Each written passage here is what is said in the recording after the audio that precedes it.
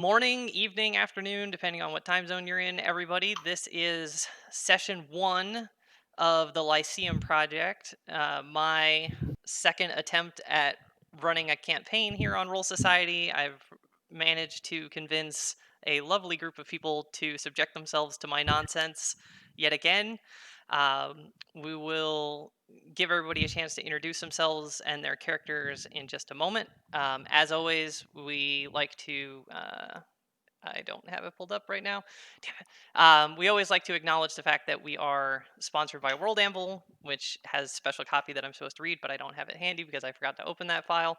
They have everything that you need to start building and creating your world. Right now, they're running their summer camp community challenge where they give you prompts. There's 33 prompts across the month, and you generate articles about the different things. Or like, what's a missing artifact from your world? What's a common token that people have a secret meaning to, religious things, locations, landmarks, all that kind of stuff. It's been a ton of fun. We're all the DMs in here are going through those prompts, and we're building out our world, and it's a lot of fun. You can find them at worldanvil.com and get signed up today. We usually have a bot that throws a link in chat, but I don't have that bot set up. We're on a learning curve with this stream. But we appreciate you giving them love if you're a world builder or a DM like we are. Also, we acknowledge Roll20, who generously supports us with a pro account and some of the core books, so that way I'm able to show you some battle maps, like over there in the middle when the players get into the thick of things. So we will jump in here. The Lyceum project, to give everybody a little bit of background information, is sort of a heroes for hire business here in the world. It's the same background setting as the Vow of the Keepers campaign. So if we're in the Elias and Empire, there's 10 kingdoms scattered throughout the world that are all underneath the umbrella of this giant empire. The guild sort of fills in the gaps between local guards that aren't up to handling something and the keepers who are off dealing with like world ending apocalypse stuff, and they don't have time for bandits off the side of the road and ogres that are getting over eager and all that kind of stuff. So that's where the Lyceum project steps in. They charge a little gold, they make a little money, and they help kind of cover the gap. So our lovely players over here are all members of this guild. They're established heroes. We're starting at level 6. And oh, that's that auto-generated announcement thingy. What am I doing? Yeah. So we trying to make sure I'm doing everything right. Yeah. So they are established heroes. They've been in the guild for a little while. This is the island where Quattrolot and Pactoro are located. That's where their sort of home base guild hall is located here on this island. It's where they do a lot of their adventuring, but they can hop a boat and travel in any of the other kingdoms or even outside of the empire, as the guild sort of plays Switzerland when it comes to inter society conflict type stuff. They tend to try to keep themselves out of it, so they have the freedom to work inside and outside of the empire without too much trouble, as long as they don't go picking fights with anybody that they're not supposed to. So we will go around the room here. I'd always not everybody's in the same order on everybody's screen. So let's see here. Let's start with Zedalia. If you can introduce yourself both as a player and then who your character is, and then I'll work down the list and we'll get everybody introduced and then jump in and start doing stuff.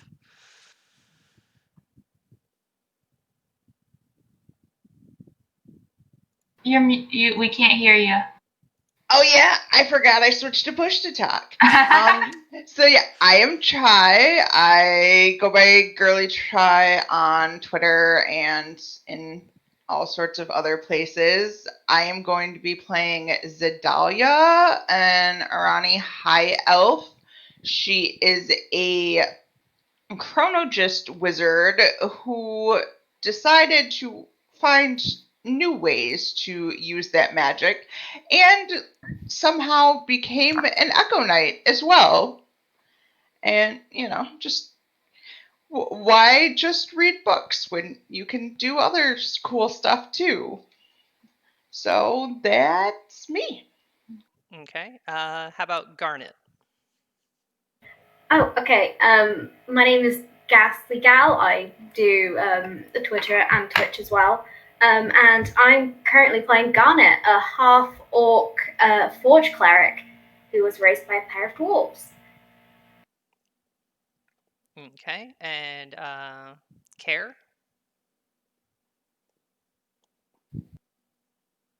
Hey, my name's Alex.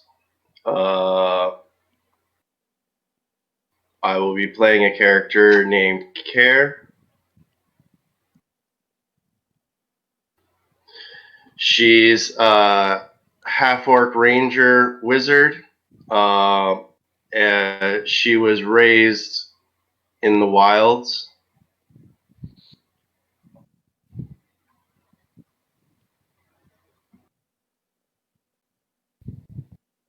Okay. And Arya? And Oh, sorry. You cut out there. I thought you were done. sorry, I was just gonna say something special about her is that during her ranger trials, she lost an arm and is now known as Care Half Hand.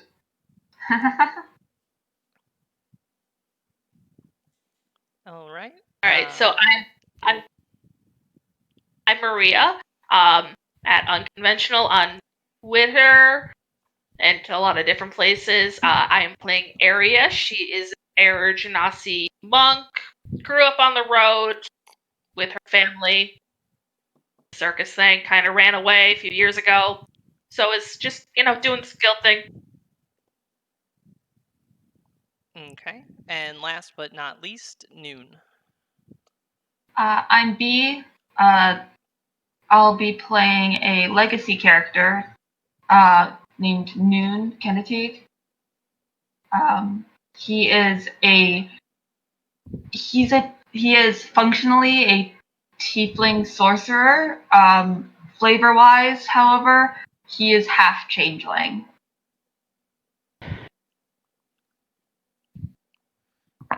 Okay. So, that's looking fine.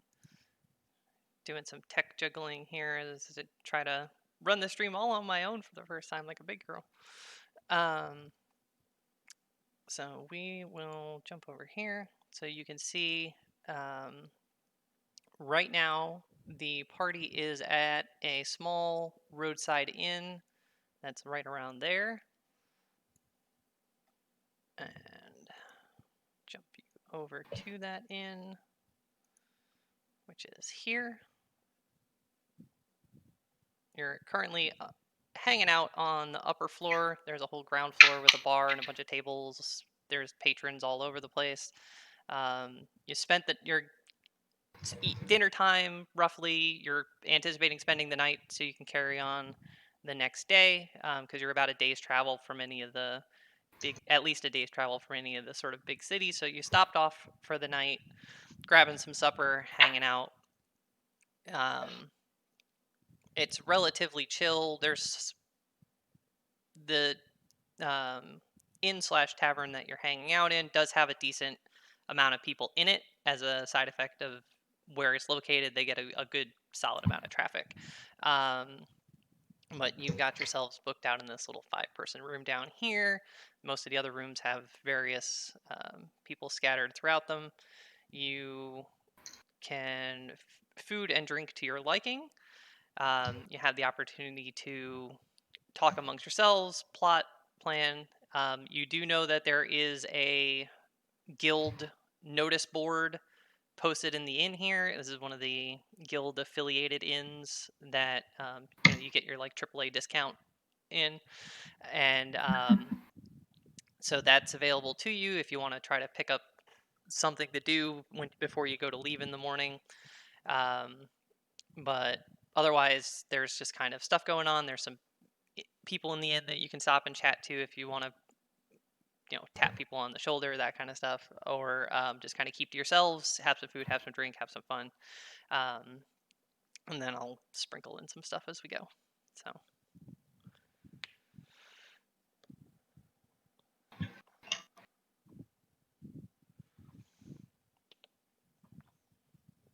I think Zadalia's probably sitting there just eating probably mostly, pasta type stuff because pasta is wonderful and just like reading through more, whatever latest giant book she's grabbed from the library. It's like just, eat, read, not really paying a whole lot of attention to other stuff around. Very engrossed in her book. Kara would be doing something similar, but she would have her mage hand holding her book on the table in front of her while she's eating with her one arm. So it's just she looks up. So everyone who looks at the table sees this shimmering purple arm in the middle of the table holding a book and slowly flipping through it. I like that.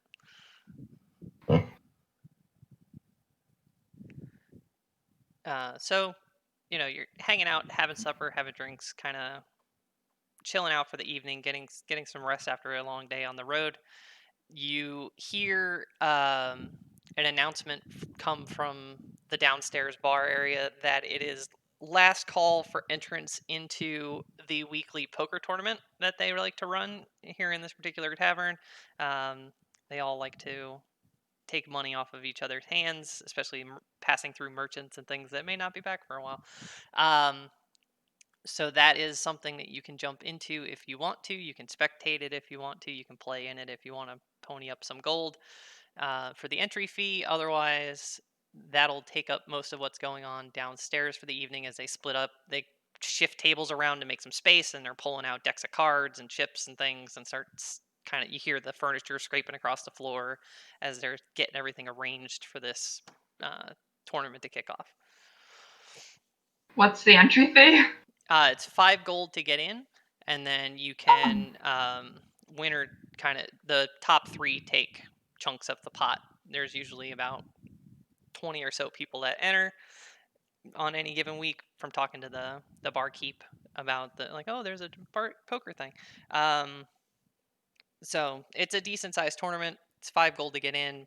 Nobody's breaking banks, but it's something that they like to do to pass the time. I will enter. Noon's gonna go enter in the poker tournament. I think Area is too. I think Garnet's just gonna watch. Yeah, I think Zadalia's kind of half watching, more like listening than anything else while she reads. And then, we'll look up when she hears, her party's voices. Mm-hmm. It's like, oh, something good happening? Good job, guys. And go back to reading. Okay, so let's see, in it and in it. Kara would probably move herself over to there, and then her plan is to watch the opponents of her party Mm-hmm. because she has a feel. She knows this is a group of rogues and other interesting individuals. Someone's going to pull something, and she wants to make sure it's not on her party members. Okay, so we've got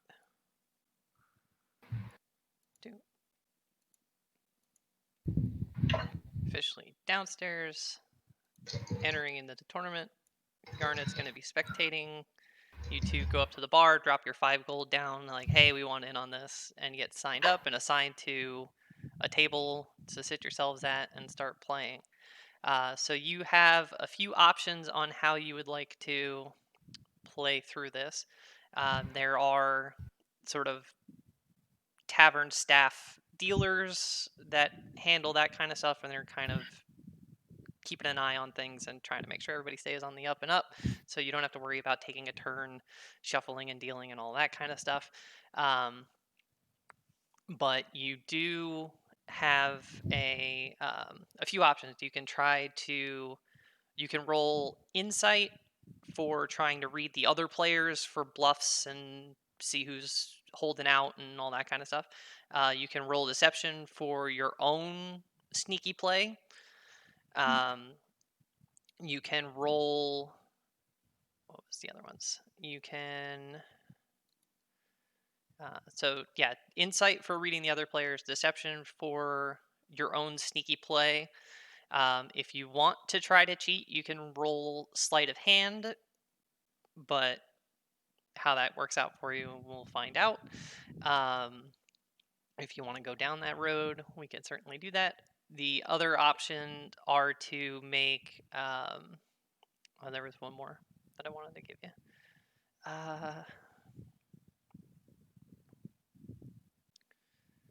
We'll say a investigation check for kind of playing smart, sort of like strategically, in terms of knowing, what the odds are that you're going to get the card that you need and all that kind of mathy stuff. Give you a chance to play smart. So those are your kind of play options. There will be 4 rounds to the tournament. So you'll get 4 rolls. You can change which roll you want to use from round to round, but that's what we're going to chain together here. If you make it to the end, we'll resolve who winds up winning out of the tables and how much money you get out of it and all that kind of fun stuff. So for the first round, if you can go ahead and pick which of those rolls you want to make and go ahead and roll it. And Care, you can make perception check as well for your sort of like scoping out over the tables to watch out for any sort of funny business and whatnot. So you can kind of watch for people palming cards and all that kind of shenanigans. So Noon, you cleared the first round of this tournament without any trouble whatsoever. I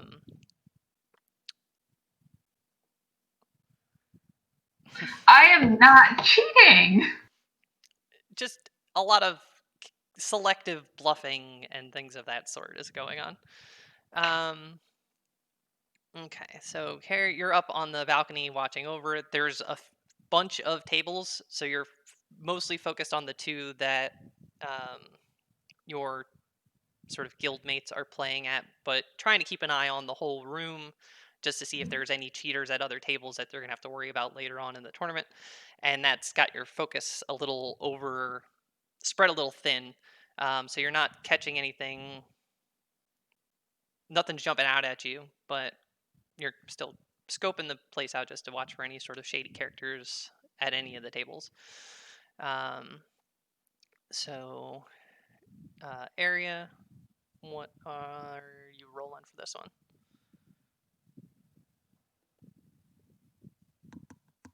Not hearing you. Still not hearing you.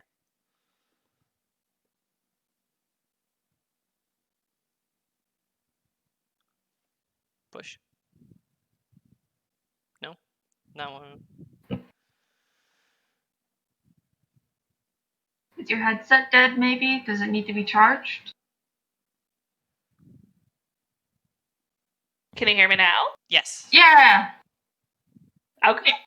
All right. I did nothing. Okay. I'm going to do whatever. I'm going to do insight to just see if there's any tells that I'm noticing. Okay. Oh.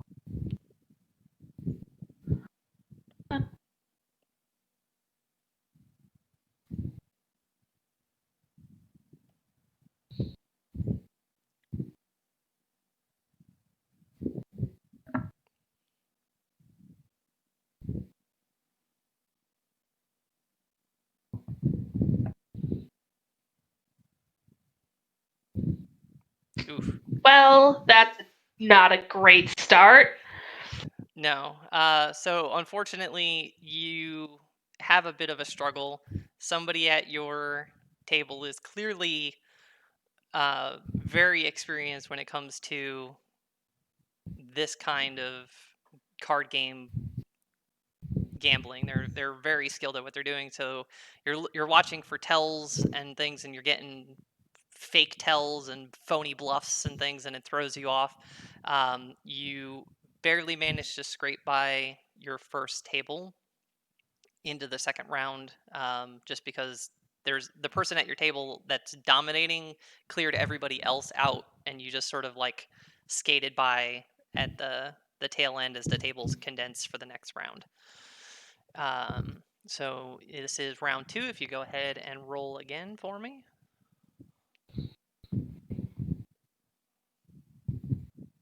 Oh, not as good.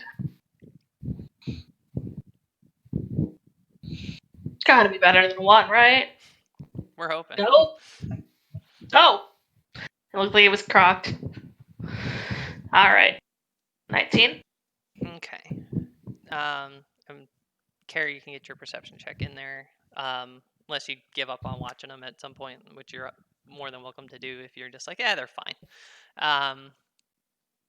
Okay. So Noon, you're at your table, decepting away, throwing bluffs and kind of some of the trick tells that were tripping up area at their table just a round of the tournament ago. This time, though, you've got a good read on the people that you're playing with. Everybody kind of shuffled around when they condensed the tables. So you're with a different group of people right now, area, and you're catching a lot of the little details and things. There's the one guy who likes to play with his mustache, and the one person who just can't help but cock their eyebrow just a little bit when they get something good. You're picking it apart, nice and solid this time around. Care, you're watching from above now that there's a few less tables. It's a little easier to kind of keep your focus dialed in. And so far, you're not seeing anything untoward occurring. Everybody seems to be playing on the up and up. You can tell that there's a lot of regulars here. There's a few people that seem to frequent this particular inn, either because they're constantly traveling between two cities that it sits between, or they just really like to come here for this tournament. They're especially friendly with the staff, and some of the dealers know them by name and that kind of thing, so that you can pick up that there's a few people that they're here very much for this and not just by happenstance. And then you both clear through to round 3, so you go ahead and roll again for me, and we'll see if everybody makes it to the final table or if anybody gets knocked out along the way. I think at this point also Zedalia has started paying more attention, but is more like thinking of the math and the odds. I was like, okay, like as she's seeing, the cards come up, like, okay, it's just, calculating the odds and percentages of who might win, all strictly math, no insight involved. Heard. Care is starting to get a bit bored and is going back to her book at this point. Mm-hmm. So Garnet, you've been spectating as well, but down kind of on their level. Is there anything that you want to be doing on this? Are you just kind of cheer squad, or are you? Garnet's here as cheer squad. Okay. Like not very loud, but every now and then she just goes, "Go, go, come on, guys, you can do this, you can do this." Keeping in mind that it's poker and it's a bit silly, Yeah. but she does it anyway. Okay. I just wanted to admit if you were watching for cheating as well, or any of that kind of stuff, or if you were just kind of like, oh, this looks like fun. It's probably not occurred to Garnet that some of these people might be cheating. Okay. So you really struggle through this round. The both of you are just having a hard time. You're at the same table this time, so you're sort of screwing with each other a little bit unintentionally, because as Noon is bluffing, you're trying to read his tells, and you're getting distracted because you're trying not to knock your friend out, but at the same time you're trying to win because everybody's in the tournament to win it, right? So you're sort of at odds with each other a little bit, and it's hurting your stacks pretty significantly. But the other table has been completely cleared out except for a single player. So most of the table that you're at gets carried through the final table just because 5 people make it through, and you manage to kind of like skirt in to the last round. So you get one more set of rolls, and we'll resolve this once and for all.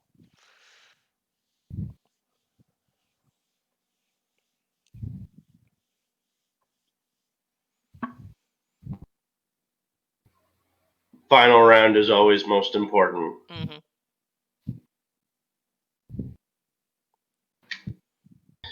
For the final round, Kara is going to call a bartender over, and she's going to send each of her players, her teammates, a drink, and then just get a big tankard of ale for herself.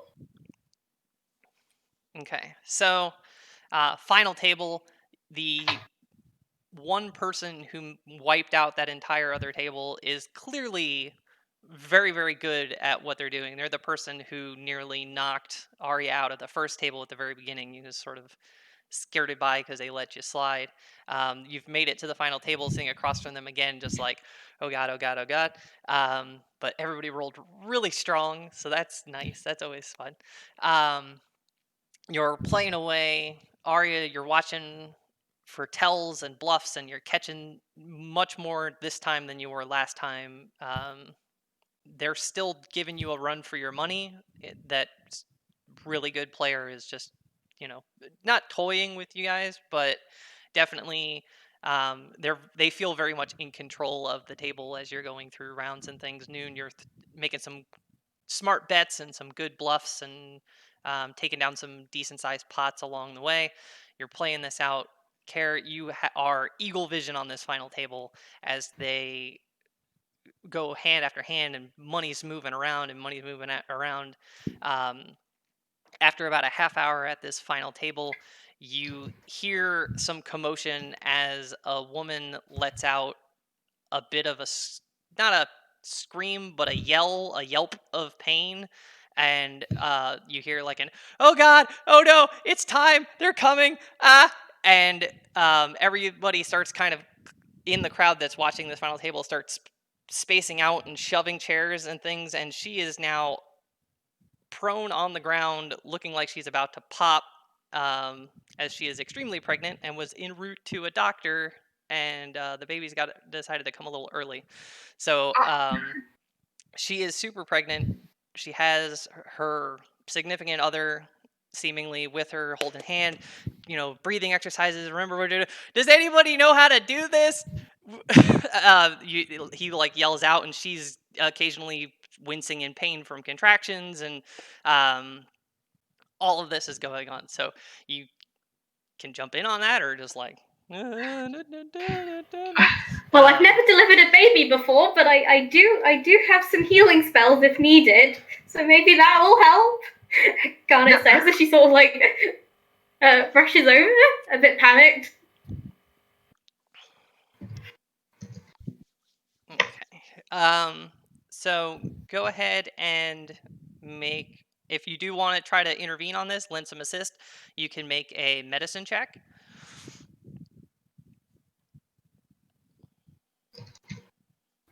Care is going I have to remember how to do this. Care is going to try and help as well. So Dahlia's just going to keep prestidigitationing away the blood and the gross. Like, it's better now. It's fine. We'll tidy that just up. Keep going. Keep that clean. Keep that moving. Okay. So if you want to lend help on this, okay, that works. Make sure I keep track of everything here. That's all still good.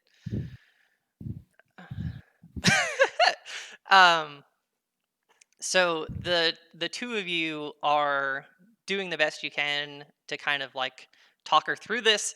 You definitely haven't done this before, but you know it's important to like push at certain times. There's like a rhythm and you're trying to like scramble together the best information you can pull out of your butts on the fly here to try to make sure that this doesn't go badly for her. Um, and Zidali is keeping things clean so you can see what's going on down there. And as you kind of try to assist through this, asking for towels and um, there unfortunately are no doctors in the house, so this is on you guys to make this happen. Oh god. Aria's probably going for supplies. Like, she's living on the road, doing what she did. She'd probably seen a birth or two, didn't get involved, but she's good for getting supplies. She can get them quick. And just stay away from the bird stuff. Mm-hmm. Just double checking something.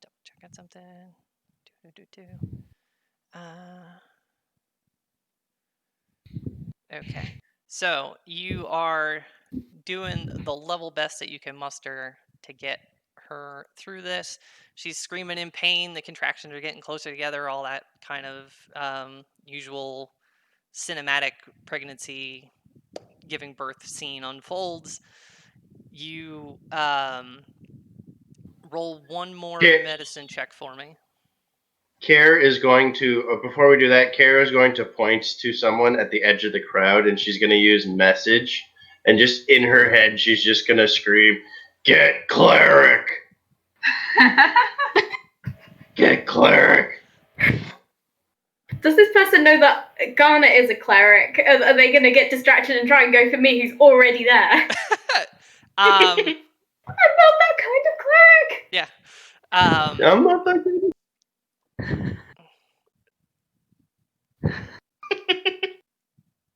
Yeah, so you message out into somebody's head to go find a cleric, and they start pushing through the crowd trying to see if they can find one, like a proper life light kind of cleric-y cleric, and Healer Cleric. yeah.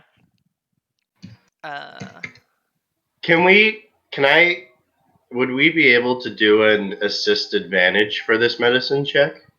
That is an option. You can either have one person roll it with advantage, or you can roll them separately as you prefer.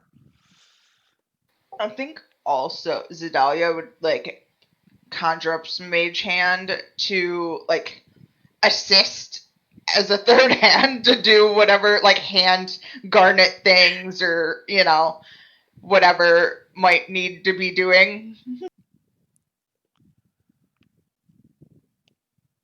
Would Garnet like to take the lead on this, or should Care?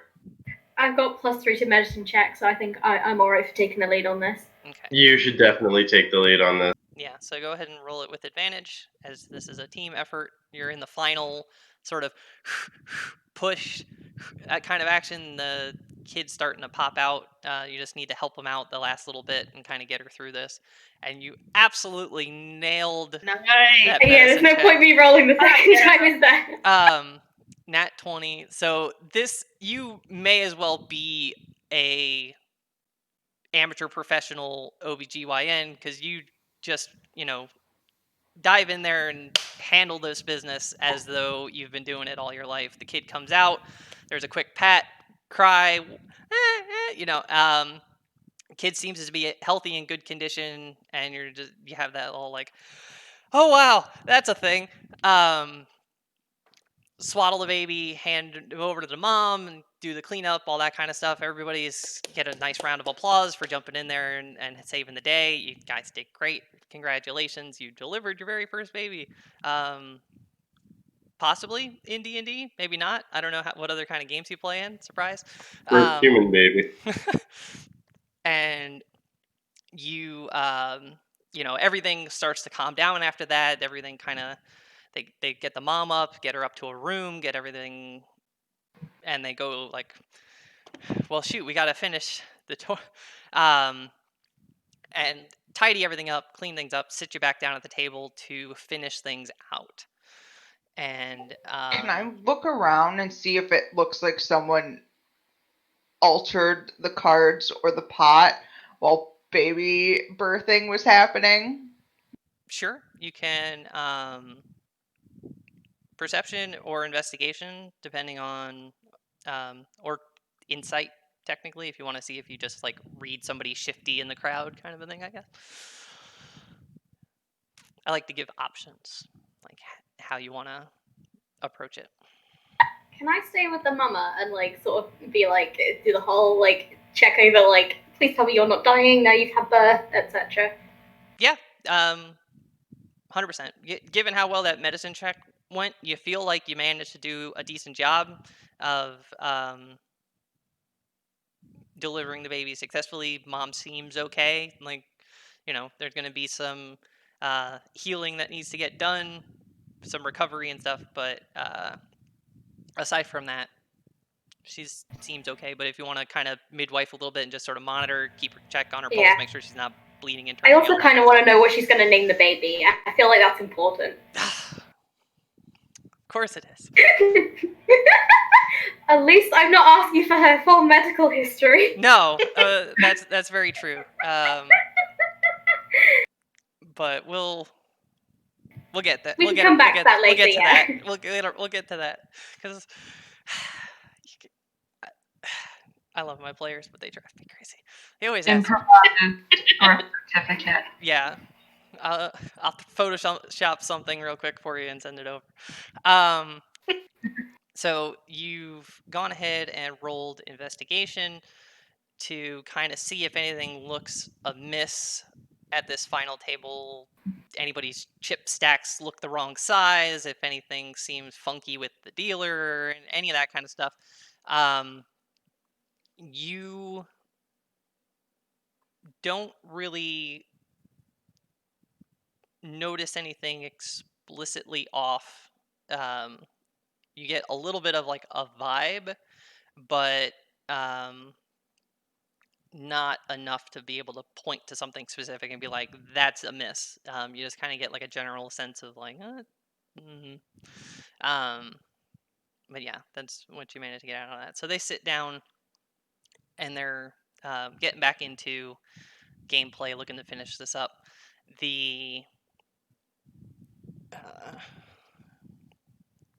We'll do. Let's see. Everybody rolled well. That trying to. Does it look like the table has been messed with? Not in a specific way that you can identify, that you could like flag somebody down and be like, hey, this is a miss. You just, from the little bit of observation that you had been doing, looking at it now as everybody goes to sit back down and kind of tidy themselves to play again, it just feels amiss. But you roll high enough to pick out explicitly what might be amiss, but you do get a vibe of like, feels a little weird. So what would you can act on that information. You can be like, it's probably nothing. As you I would probably like try and like, just look more intently and try and see if I could like feel what might be wrong. Like probably won't know, but just like, damn, there's something. It's right in front of me and I can't see it. May I attempt a perception check as Kara returns back to her bird nest? Sure can. And if Zedalia, are you going to mention that something feels funky, or are you kind of in two separate places doing two separate things? I would probably be kind of like muttering about it, like not like causing a big scene, like something is very wrong, but like, man, something just doesn't. I can't put my, Mm-hmm. Yeah, if I notice her like looking, like where she's looking, I'm probably kind of checking the same thing. Okay. Kara probably went to the bar to get an ale, her ale that she was well deserved after that birth. So she probably heard Zedalia muttering. You do indeed So you can make this perception check at advantage because your last perception check was really, really high. So this will be your chance to catch whatever Zadalia's got a vibe, and you're like, okay, let me go give this a look, and you're scoping, and you're going to see if you can pick out what's amiss.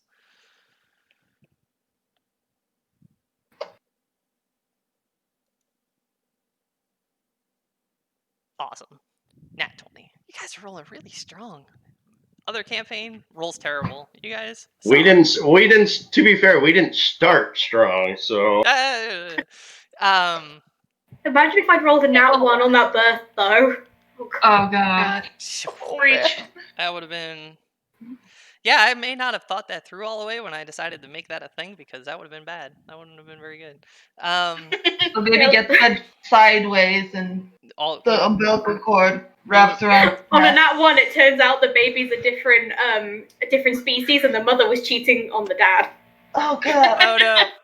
Oh, I'm here for this. that would have been the Another birth at the next poker tournament.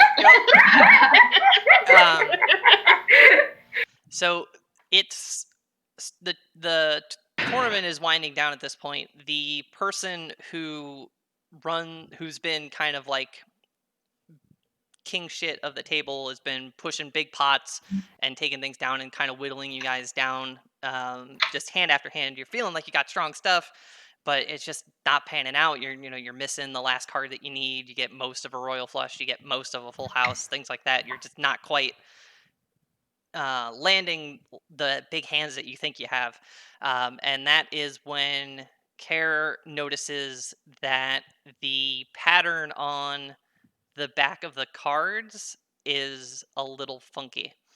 From before everything went down and everything went crazy, you had noticed the back of the deck had a certain design to it, and the design is just ever so slightly different on the deck now, as though it may have been swapped for something that's a little more controlled than earlier in the tournament had been experiencing. So it's like right close to the end.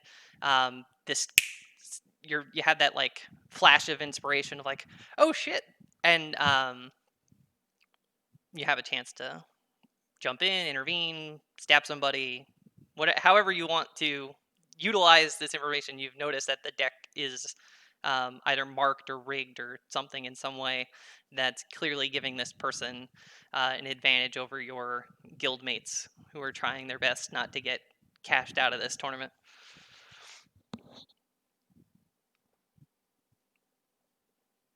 Can't hear you. sorry. I'm just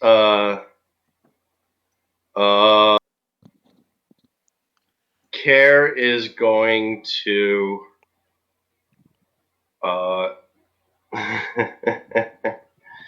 Care is going to pull out her bow and put an arrow right in front of the mysterious cheater. Okay. Roll a normal bow shot for that, just to make sure you don't accidentally put it into the mysterious stranger instead of into the table in front of them. Stab the cheater. I can't wait for him to nat 1.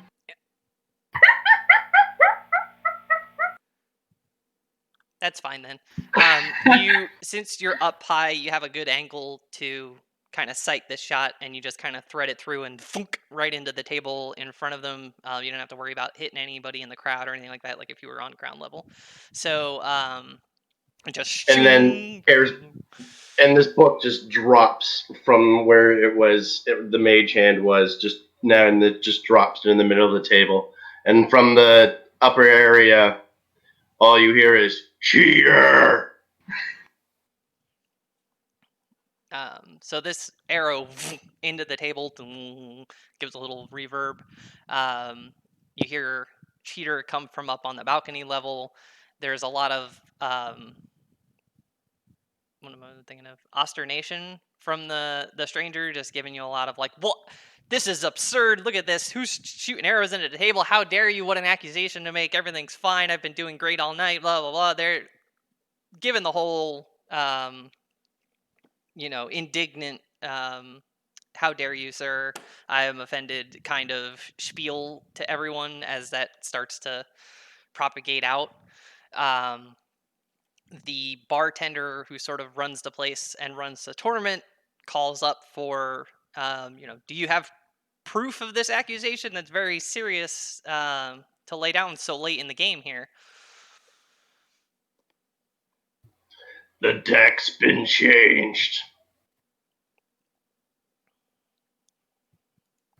And she's gonna come down, and she's gonna not even like nicely. She's gonna pick the stranger up and frisk him to see if she can find the other deck.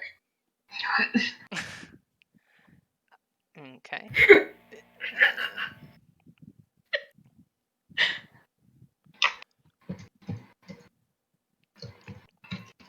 So you give them like a forceful up out of the chair, pat, pat, pat, pat, checking for pockets and things. You do not find the deck on them, but there was a lot of chaos with the kid being born. They could have chucked it out the window for all you know, but you don't find the deck on their person.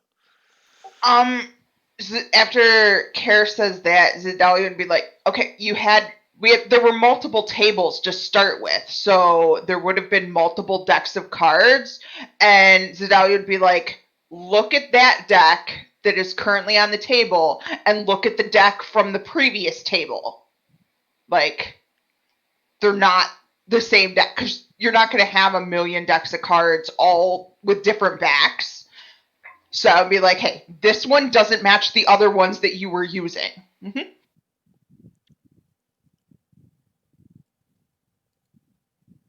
While Kara is basically standing over this person, like roughing them up slightly. So the tavern owner takes the deck from the dealer and starts looking at the back of the cards closely, comparing it against one of the ones from earlier in the night at a different table. Care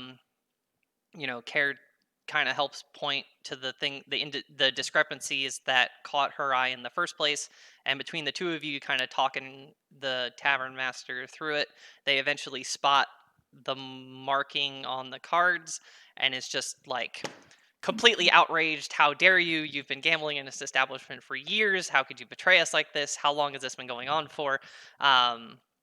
They just lay into this veteran gambler, and they read them the riot act. They're banned from competing anymore. You're not allowed to participate in the tournament anymore. If it wasn't for the fact that we're in the middle of nowhere, you'd be out on your butt. But you could, they're giving them really just ripping them to shreds, ripping them down. And of course, everyone else, especially the people who are regular comers, are super pissed, and they're out for blood. They're ready to string them up outside, but the cooler heads prevail. I think Zedalia, having like zero knowledge of actually like how things work and bluffing and all that stuff, would be like, they were doing too good and the odds just don't add up. The math does not work. Like, something was not right. Like, that's not how the math works. The numbers say this. I was just like applauding at this. It's just like, yeah, this is great. This is a show. Just so I need to calm down. So you get the deepest and humblest apologies from the tavern master, who's just, I can't believe this went on in our establishment. This is completely unacceptable. We're super sorry. We're so glad that you caught this for us, blah, blah, blah. They offer you the opportunity to finish the tournament between the two of you if you want to see who actually comes out on top, or you can just split it 50-50, the winnings between the two of you, and call it a night. I came to win.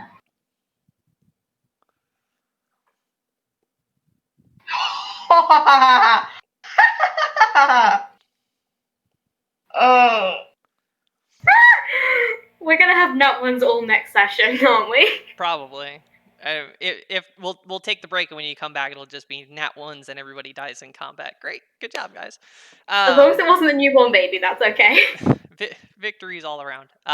So Worth it. Arya, you can try to roll against that with something. Right, you can deception back. You can insight. You can investigation for just playing smart strategy. Those were the big ones. Oh God. That's dick sight. Good, but I don't have anything very good against that. Money.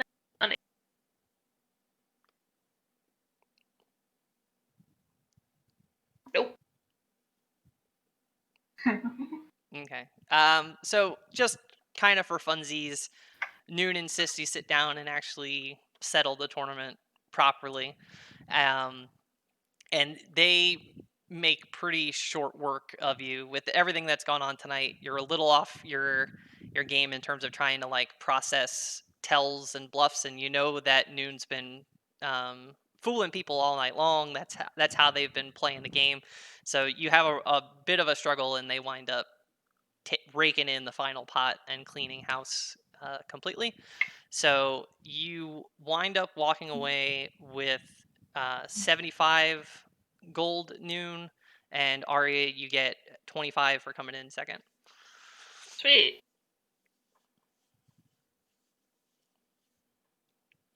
Normally there'd be a third place pot, but that person was unceremoniously dismissed from the game. So Does that get divvied up between us, or does that get given to the inn keepers or whoever's in charge of the tournament? the split that you got includes what they would have had if there had been 3 players. It would have been a slightly different split between the 3 of you if it had shaken out that way. Nice. So it has been a overly eventful evening, but at this point, everybody's starting to clear out and head to their rooms to call it a night. Dear Lord, a few people are already like, oh, if that baby starts crying, it's going to be real rough. And you're having all that kind of chitter chatter amongst people. Can you believe all that happened? And like all that kind of stuff. But if there's anything else you would like to do in this evening time frame, in the sort of aftermath of the tournament, and as everybody kind of settles down, you can sit down and have a few more drinks, do a little more reading, any of that kind of stuff. Otherwise, you can head to bed and wake up the next morning, and we'll keep rolling. Sorry, go ahead. Noon's gonna buy a round for everyone. Yeah. As in everyone, or just the party? I was gonna go with everyone. I mean, it's the middle of nowhere. There's not too many people, are there? And I doubt it'll come out to more than like 160 gold, right? No, it's not even close to that. If you buy just kind of like rail drinks kind of for everybody, that the house wine kind of low end stuff, you can buy a round for everybody for just 10 gold. Then yes, please. Yes. And the whole bar gives you a cheer at that point, and like, hey. Yeah, a couple people give like, you should win more often. We love this. This is great. But Sedalia is going to pull up her mage hand and try and like air high five with Kare's mage hand. Kare is absolutely going to air high five back. Oh. Garnet wishes she had mage hand. It's you see the 2 hands make impact on each other, but they're spectral, so they don't actually make like a clap sound. I don't think. Probably not.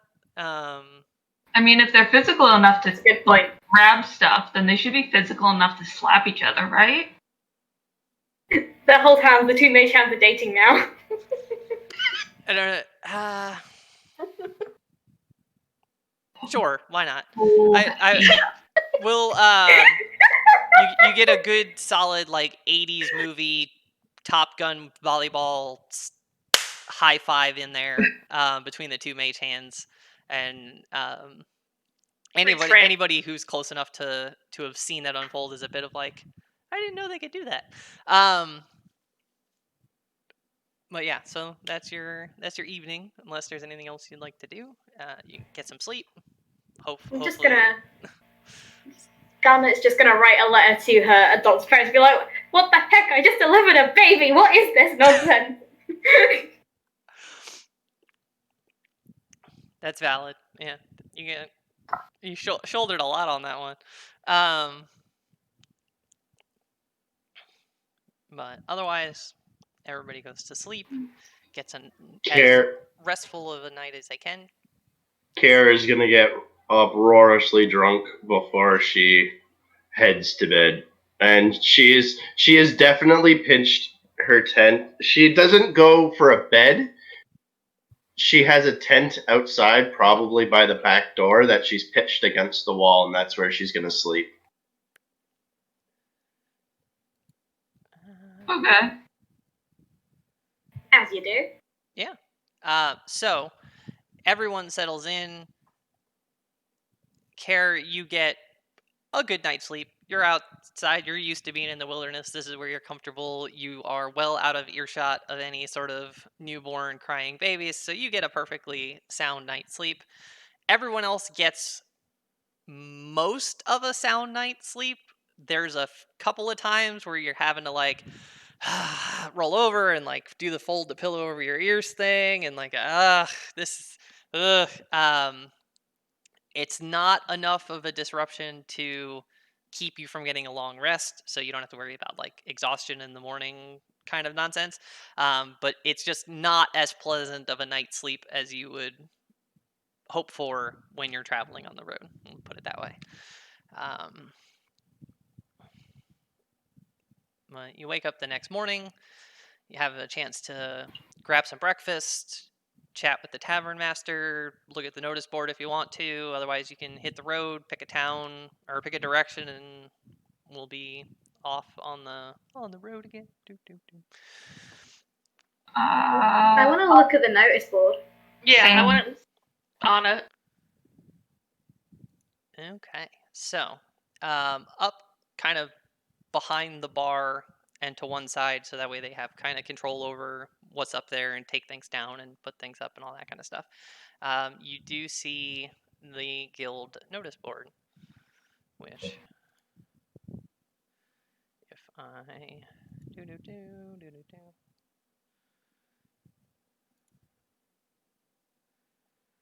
nope.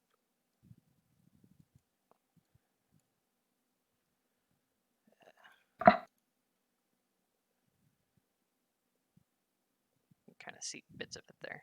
I'll have to work on the scaling of that, but you guys can see it. All see it, right? I can see it. Okay. So there's the board is a little sparse at the moment.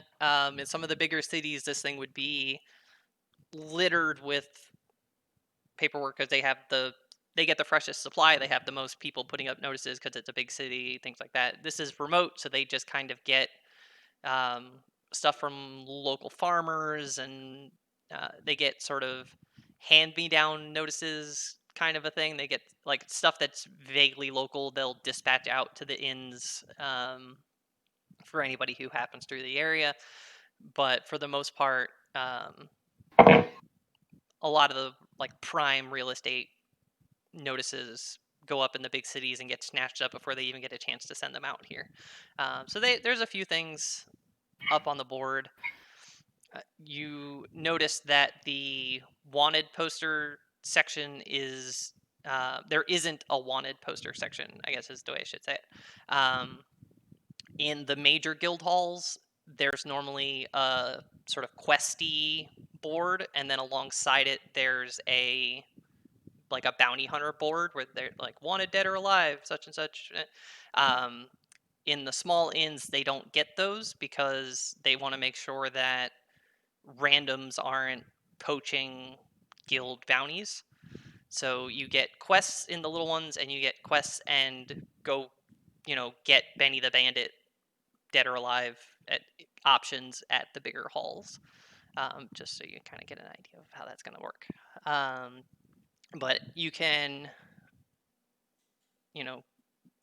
stake your claim to any of these if you want to. You can pass on them and just move on to the next town, see what adventures strike you on the road.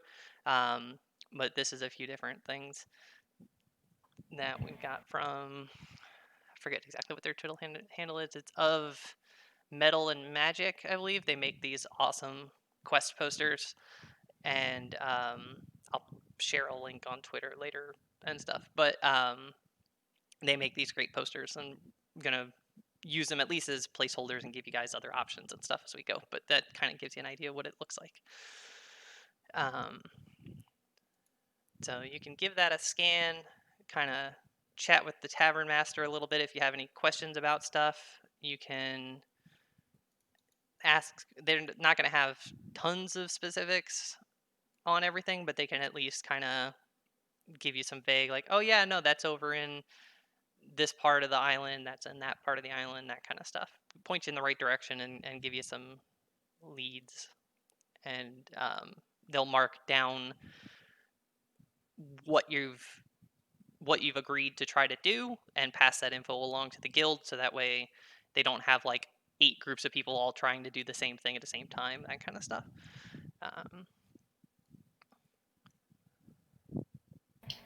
Looking at that thing about the compass, it kind of looks like I can't imagine a compass actually breaking like that.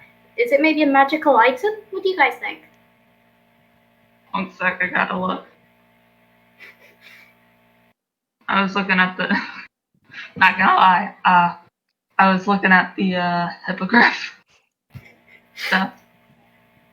Care's probably eyeing the hippogriff one as well. That kind of fits into her wheelhouse.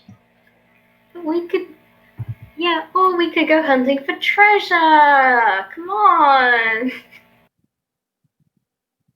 I was looking at the Hydra, but also seeing the like translator thing, which is like minuscule. But since I only sleep for like 4 hours, I would probably just spend the night translating with comprehend languages. I suppose that's a quick way to get money for you. I'm not doing anything else while everyone else is asleep. Got try and stay quiet. So why not?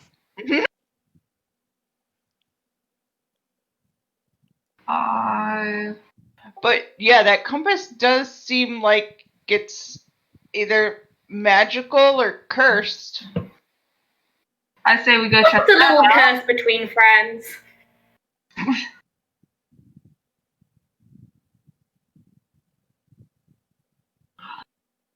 I say we check out the compass, and I also kind of want to consider the hippogriff eggs, personally. I'm up for hippogriff eggs.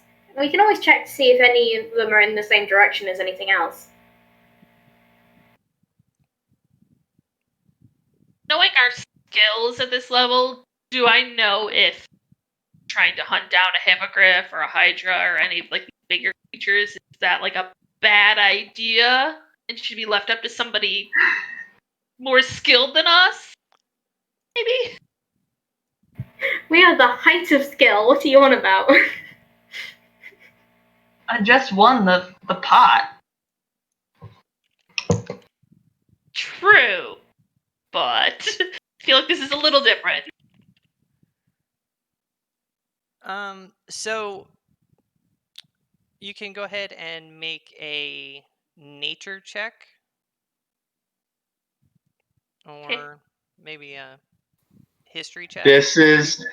This weirdly is actually Care's specialty. Her beasts are her favorite enemy.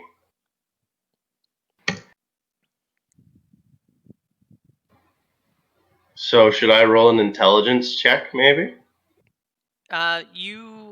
Favorite enemy, I think it gives you advantage, doesn't it? Favorite enemy gives advantage on survival checks to tracking as well as intelligence checks to recall information. Yeah. So you can make either you can make a nature check or a history check at advantage since it's your favorite. One would be for kind of like knowing the animals sort of behaviorally, and one's more like, oh yeah, I read this book one time that said don't pick a fight with a griffin or it'll kick your butt. And that'll kind of shake that out.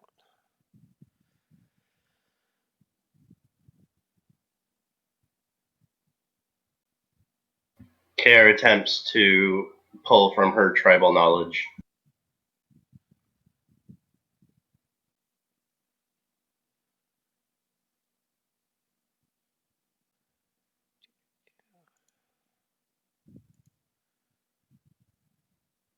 Okay. So you know that terrain wise, griffin nests and hippogriff nests, they can be tricky to get to, just because of how they choose to nest and the group sizes that they nest in when they're laying eggs. You're not likely to just find a griffin with a single nest. You're likely to find like a cluster of them.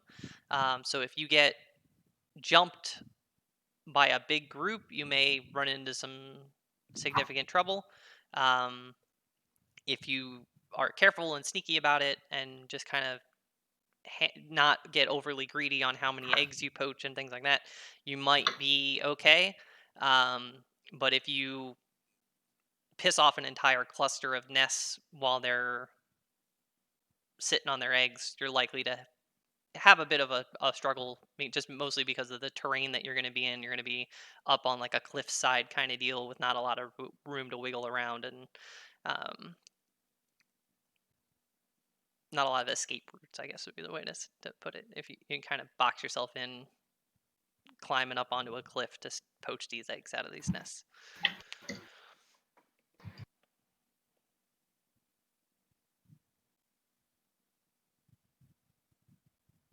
Well, gang, what do you think? I mean, I definitely want to go for the possibly cursed compass, but I'm also happy to go for some hippogriffs. Why not? I mean, We can probably survive. I will. Probably. I can't guarantee anything, but probably. I've got wings. I haven't been on a good hunt. Sorry. What were you saying? Kara's just gonna say, I haven't been on a good hunt in a while. I would love to get those hippogriffs. I haven't fought any of those before. My tribe never had many nearby. I think I'd like to send some feathers to my mums. I think they'd like them.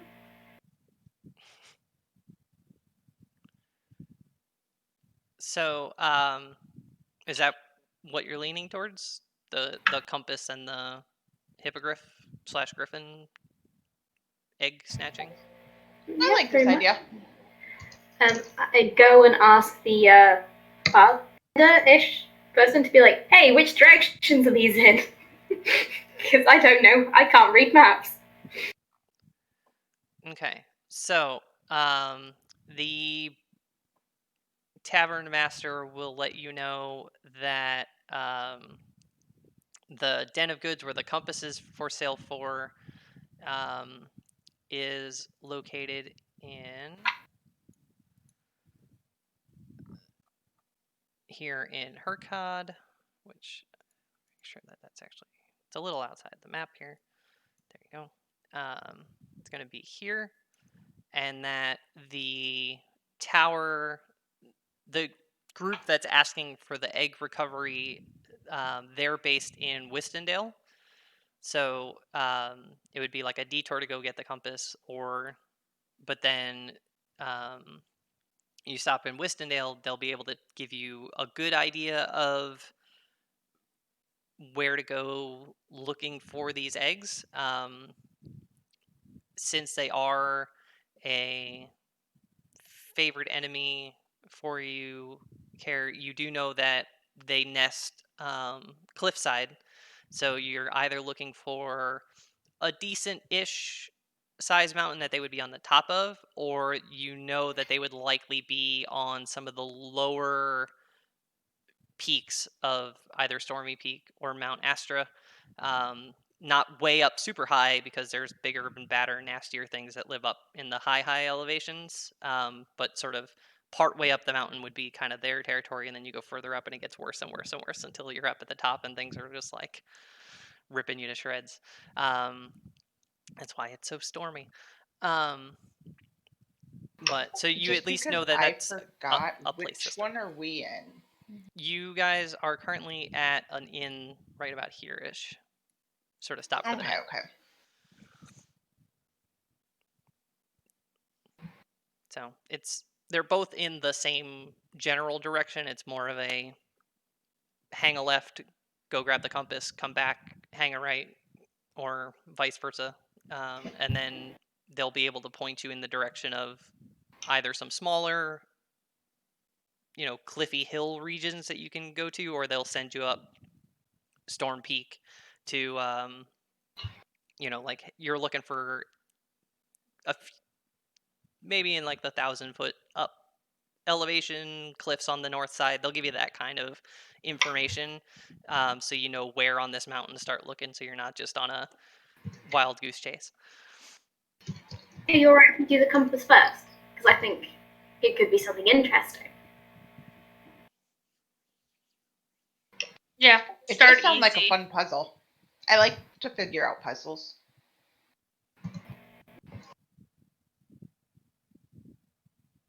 Let's go. Woo! So if you're all settled in at that, or settled on where you're bound for next, the tavern master will ask for guild IDs, so you can be officially sort of like marked down as these notices are taken by these guild members. They need at least one to mark down as like the responsible party, but you can all list yourselves down just in case you're worried about somebody not making it back. You have additional people on the list of people who can be like, hey, we completed this quest and here's our proof, and they get paid. Or you can just list one sort of like designated quest taker kind of. I unhook my earring from my right ear and I sort of chuck it at him, like, there's my ID. And I also give a really shitty thumbs up as well because I can. Are you bisexual? No. Oh. I thought the thumbs up reminds me a lot of finger guns. Care will pull hers off as well and hand it in. Okay. So the tavern keeper takes your guild IDs, finds your identification numbers that are on there that are unique to you, and they jot them down along with what notices they're taking down off the board for you. And we'll go ahead and relay this to the rest of the guild for you as quick as we can, to try to make sure people don't double dip on you. But there's always a little bit of lag. There's always a chance you'll bump into another group that's looking to do the same thing. That's for you to sort amongst yourselves. We're just, I'm just an innkeeper. But they mark all that down for you, and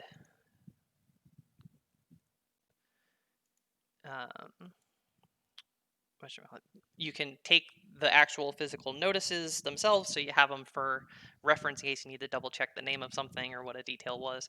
They'll hand them to you off the board so you can file them away, and then finish your breakfast and get ready to hit the road northbound, heading for this question mark compass and adventures unyet seen. No. But we will go ahead it's about the halfway point for the session. This is a good point to take a quick 10-minute break. So we will be back here shortly and pick up with them hitting the road to see what they can see. And we'll see you all back here shortly.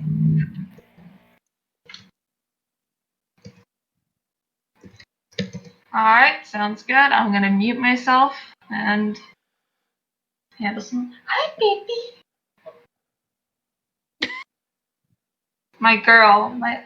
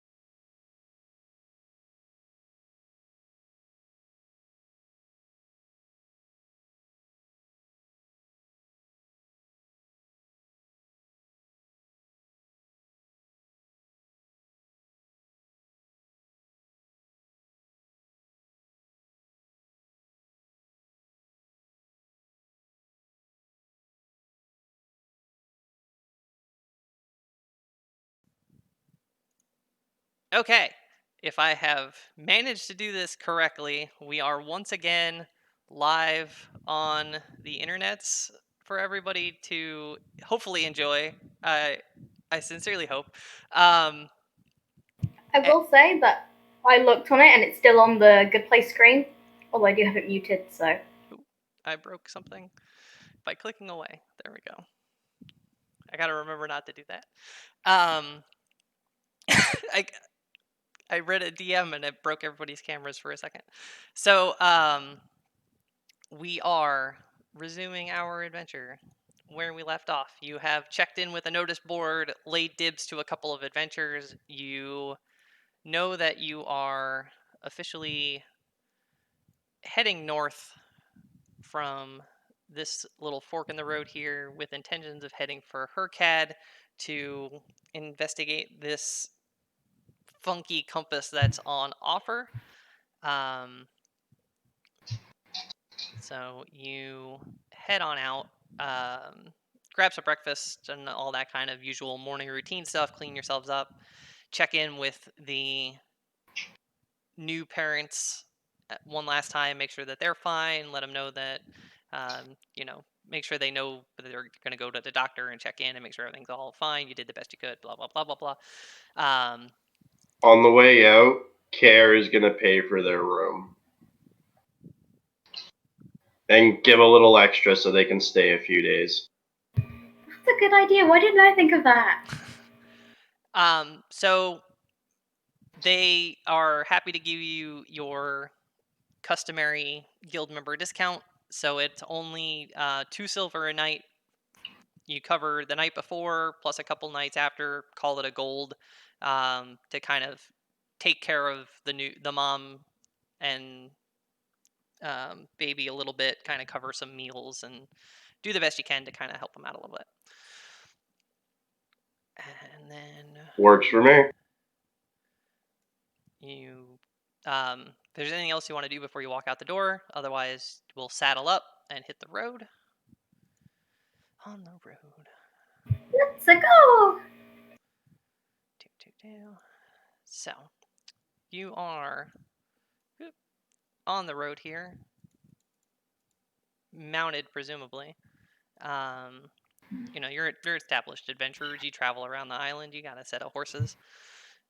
So you can establish a marching order for yourself. You should have control over those tokens to kind of, if you want to go single files, 2x2, however you want that to go ahead and shake that out.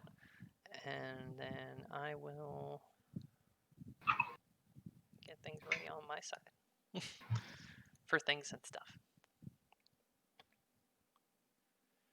My armor class is 20. It seems to make sense that I would go first because I'm less likely to actually get hit. Yeah. Zadalia's gonna stay in the back because hers is 19. But echo-ness. I forgot that's a thing.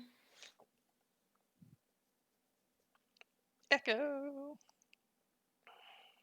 to the rescue. Yeah, Echo's gonna stay.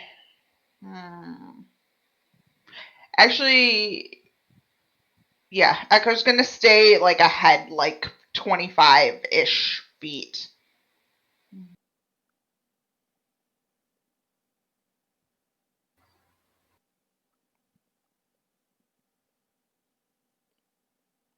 Okay, so you go ahead and carry on down the road here a little bit at a time.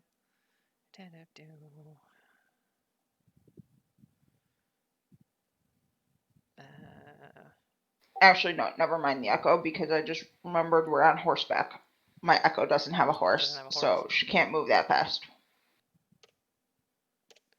We're on horses?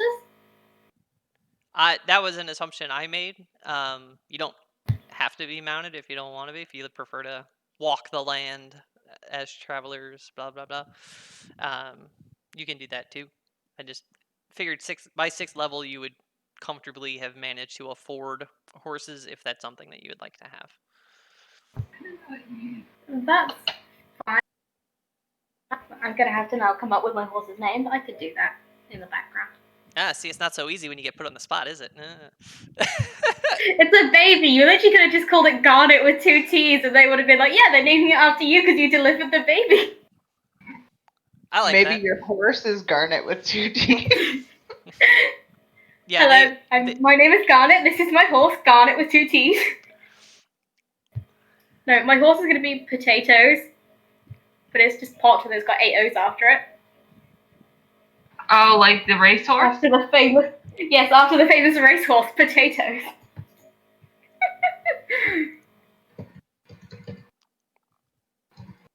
All right. So you head off down the road northbound for the day.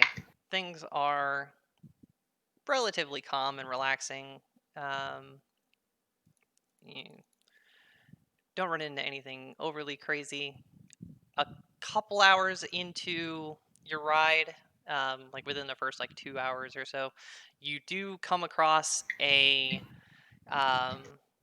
naked half elf walking in the opposite direction that you're traveling, doing their absolute level best to maintain their modesty, and just kind of as it's sort of close in on each other, just sort of, morning. Tavern's just down the road this way, right? It is, although I don't really have any spare clothes, but I can offer you some chainmail if you'd like, I suppose. That's okay. I kind of brought this on myself. Gambling is not as easy as they make it look. They will take the clothes off your back if they beat you badly enough. I thought that was a euphemism. Why did you even bet the clothes off your back? I thought it was like a euphemism, and then they literally were like, "No, you're gonna give us those now." So, Fool.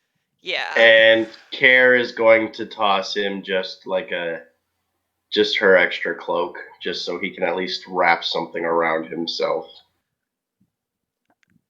Thank you. That will make this a little less embarrassing. I would be careful in the tavern. There is, for example, at least one young child there. Keep yourself covered up. I will definitely take that under advisement. I am hoping they will show a little mercy my way, and I was on my way there for they run this poker tournament thing, and I bumped into some other people who were also going, and they're like, "Oh, let's have like a warm up game," and it just did not go well at all. It completely cleaned me out. I don't know what his deal was, but he was just really good. Well, you might have better luck next week at the tournament. We kind of, cleared out a cheater, so maybe you'll do a little. Maybe you've got better odds. Or maybe you should stay away from gambling if you're going to lose your clothes. Yeah, I'm feeling like maybe down areas. Not my thing. Care is gonna sigh and flip him a gold as well. Word of advice: don't bet your pants. Duly noted. That feels like it should be some sort of archaic saying, but no. Yeah. Don't. Rule number 1: don't get into a land war in Asia. Rule number 2: don't bet your pants. So there's a bit of awkward kind of shuffling past. They've now cloaked up, so their hands are a little less occupied than they were earlier in the conversation. But they've kind of very modestly shuffled past you, and thank you so much. This is great. Just keep going this way, and right, and they'll kind of back themselves out and excuse Care themselves. just nods. So well, that's another first for me. they've yeah. You see them a lot. Sometimes when the gambling gets heavy. At least he's alive. Yeah, a little worse for wear. Walking as far as they are. But hey, that's what happens when you gamble sometimes. So you carry on for the rest of the day here. Give you a little bit of an idea of what you're doing. So you are there. You do. If you push yourselves a little bit, you can get to Hercad within the day. You'll be a little winded and it'll be a little late. You can do it in one shot. Otherwise, you're gonna have to do a little bit of a camp and then finish out the ride the next morning. That's a judgment call that you can make. You would have a rough idea of how long it takes to get from point A to point B, so you can gauge that out. If you ride hard, you can just get into town. It'll be like 8, 9 o'clock. You'll check into an inn, crash out, deal with it the next morning, or you can sleep rough in the woods, roll into town the next morning, whichever way you prefer it. Shall we go to the inn? Yeah. I would prefer camping. You always I was prefer actually camping. thinking camping, because then we could get in the morning to go get the compass instead of like barging in late at night. All right. I mean, suppose the it off wouldn't chance harm that we the come horses across any. anything. You just broke.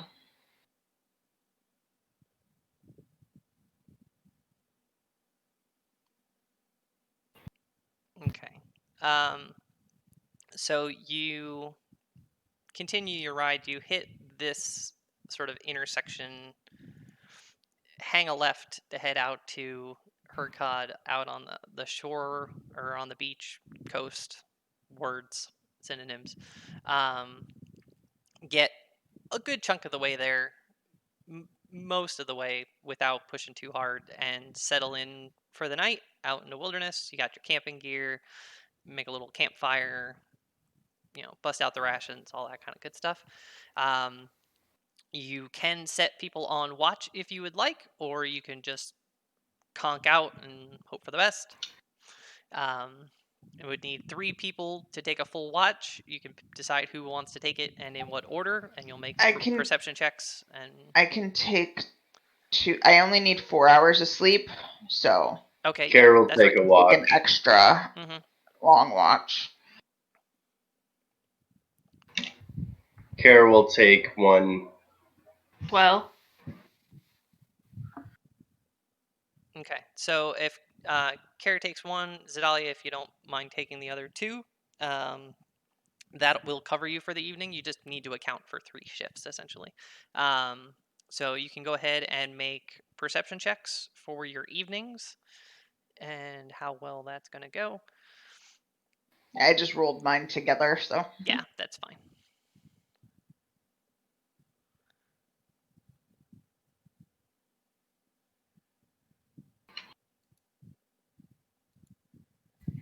At least it wasn't a nat one.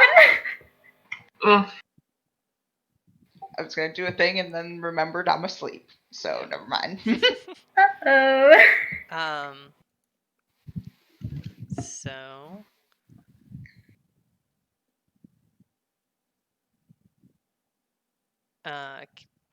Kara, do you want to take first watch or last watch?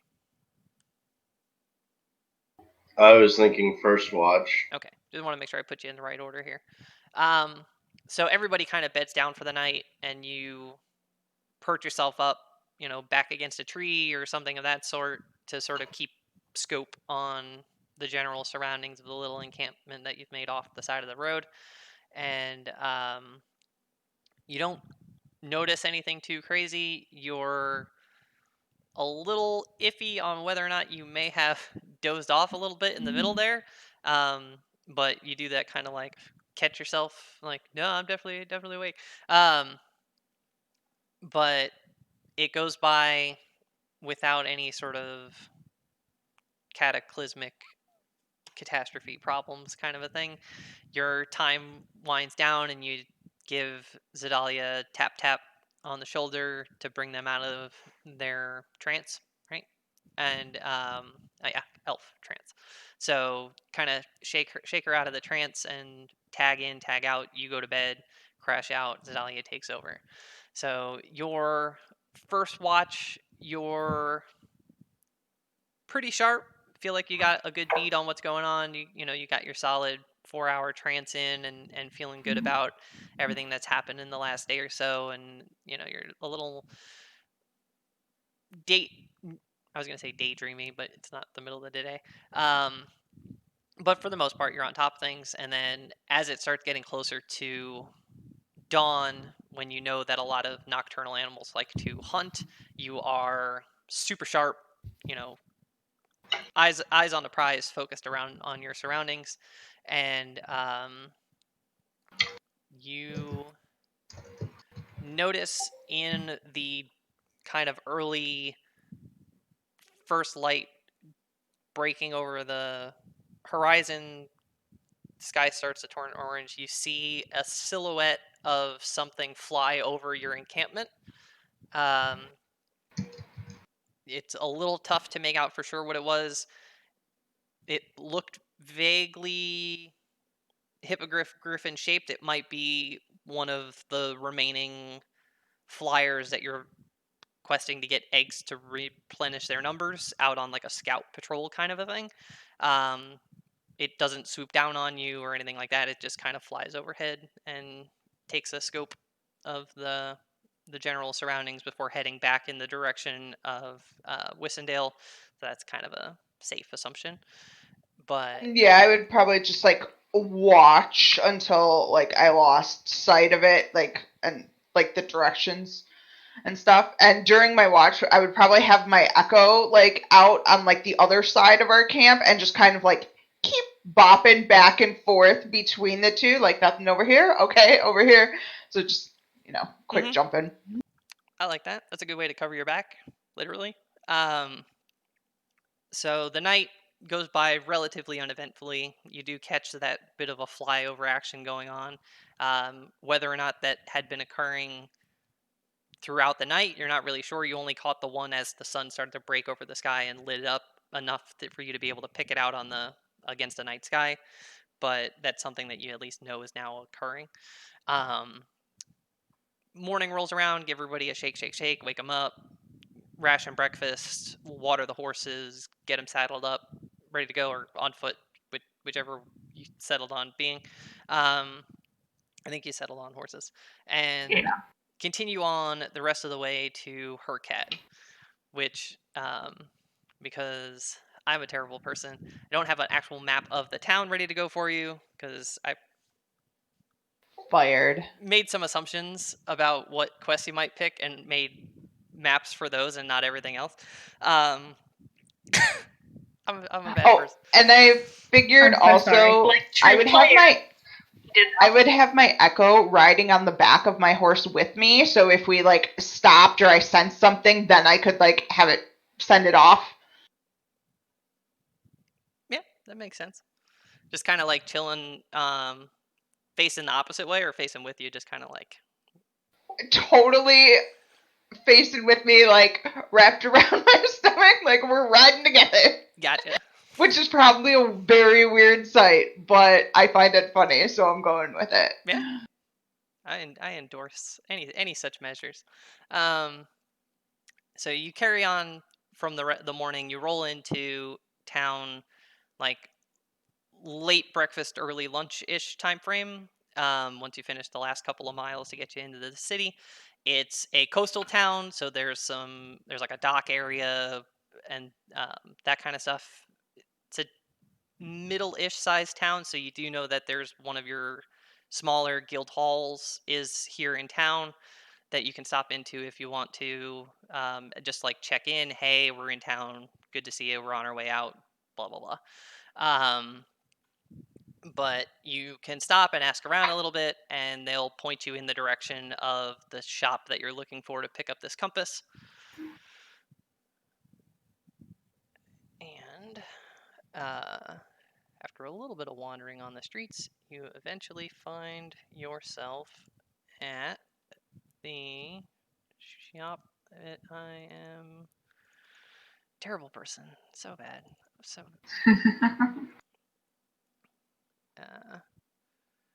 yeah. So you find yourself at the front door to Drega's Den of Goods, the advertised location of this compass that you're here to buy. You open up the door. There's a little bell, ding-a-ling-a-ling-a-ling, and stroll in. There is a dwarf woman behind the counter running the shop, and you know, warm greetings. Nice to see you. What can we do for you? You see that there's a number of like little aisles and shelves on the walls. It's a lot of trinkets and basic items and grappling hooks and tents and sleeping rolls and like all of that kind of basic adventuring gear that you can get. They have a little section of like charts and sextants and compasses and all that kind of stuff, and like standard adventuring stuff 101 kind of gear is what they generally trade in, and that's why they're got their hands on this one, that they're like, what the hell are we supposed to do with this? But yeah, so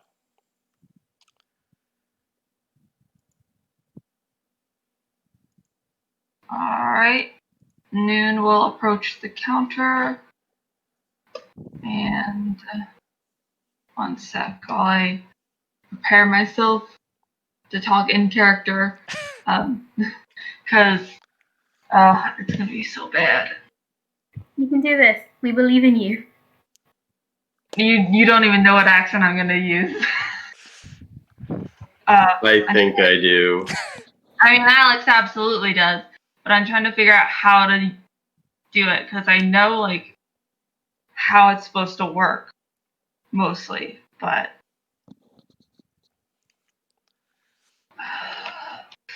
you know what? Fuck it.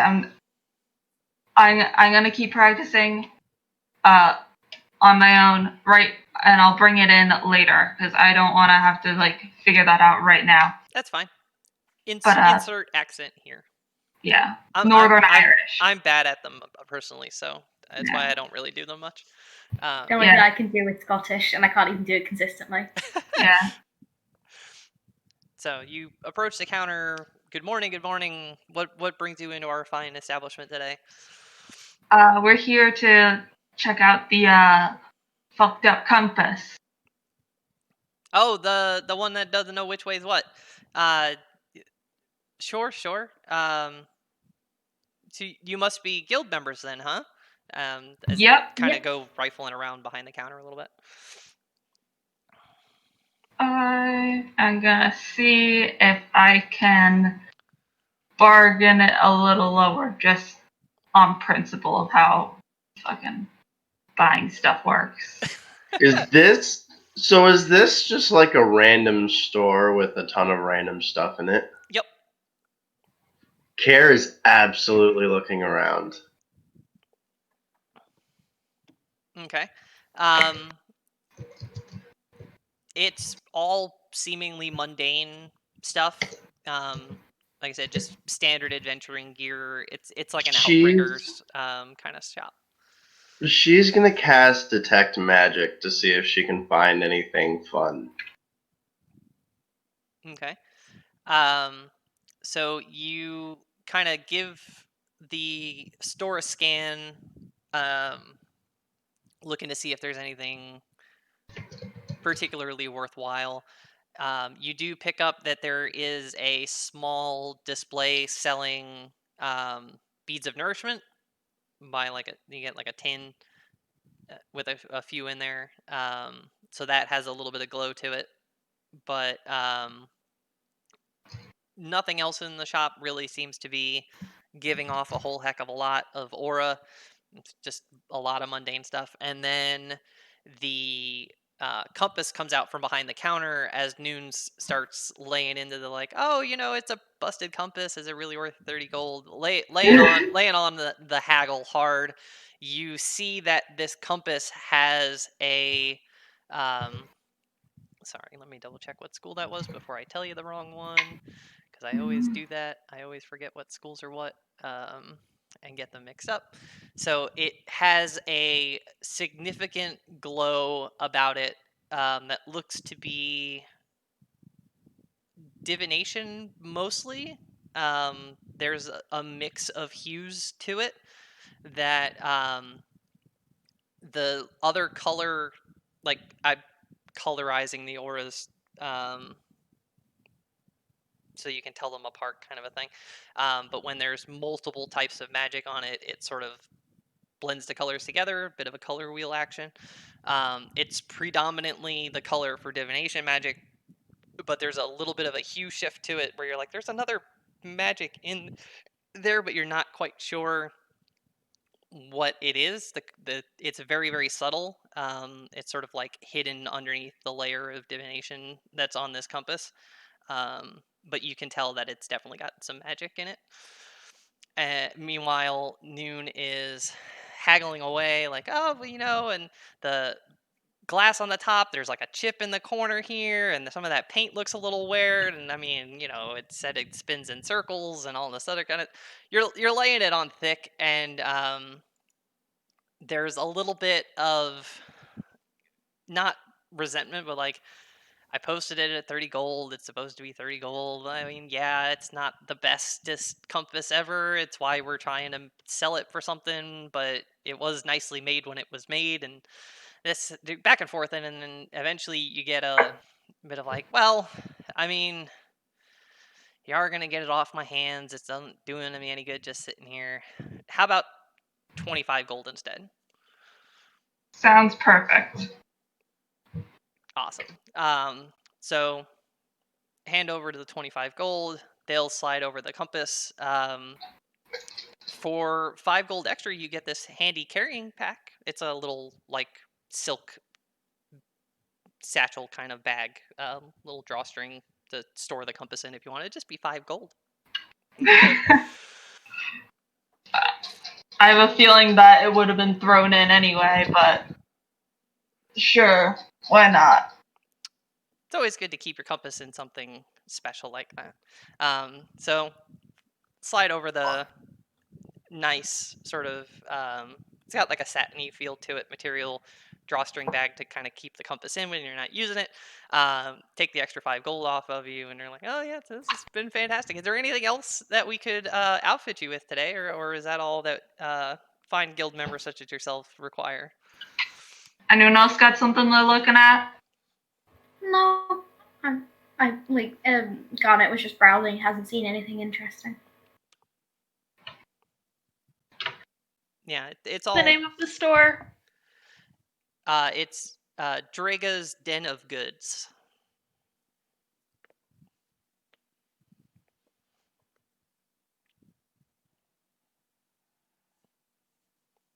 It's a standard outfitter shop. A lot of camping equipment. There's also some like fishing gear, nets, and things like that, since they are on the coast.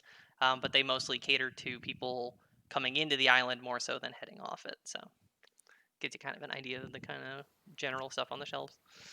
They don't happen to have a collapsible fishing pole, do they? They may. Why? Because it'd be cool. Yeah. If you stroll up to the counter as they're finishing up the transaction for the compass and give an ask, like, I was browsing around, wondering if you had a, go. Let me check the back. I think we might have 1 or 2 laying around. They do dredge one up for you. That you are more than welcome to buy. Care is going to buy a collapsible fishing pole just for when they're bored and there's a river nearby or something. Mm-hmm. And she is also going to buy 2 50-foot lengths of rope because she has a feeling that those may come in handy soon. Not a bad investment. So you exchange gold for that, or exchange money for that. Not just, you gotta double check the price table on what that adds up to. But they settle up with you, slide over your two sets of two coils of rope, straps of rope, and your collapsible fishing rod. and happily send you on your way unless there's anything else that you have a need for from them today. I know I said earlier I didn't. Can I sell my chainmail? Because I started with chainmail and then I used some of my money to buy a better armor, so I just have chainmail on me. Well, that wouldn't be something that I trade in, but I can send you across the street, or not like straight across the street, but like to a different part of town where there is an armorer who would be more than happy to take that off you. And they'll jot down, this is how you get there, make a left, go 2 blocks, make a right, that kind of deal. Okay. Thank you very much. Send you to somebody who can cover that for you. And let's see here. Da-da-da-do. Da-da-da-da-da-da-da.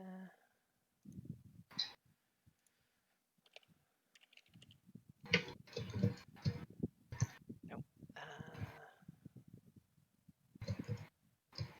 Checking on something.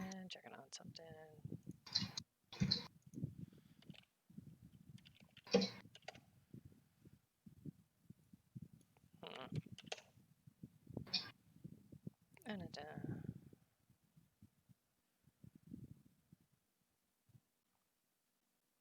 Okay.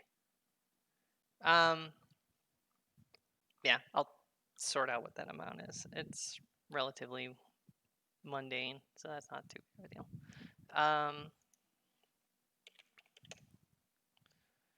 a deal.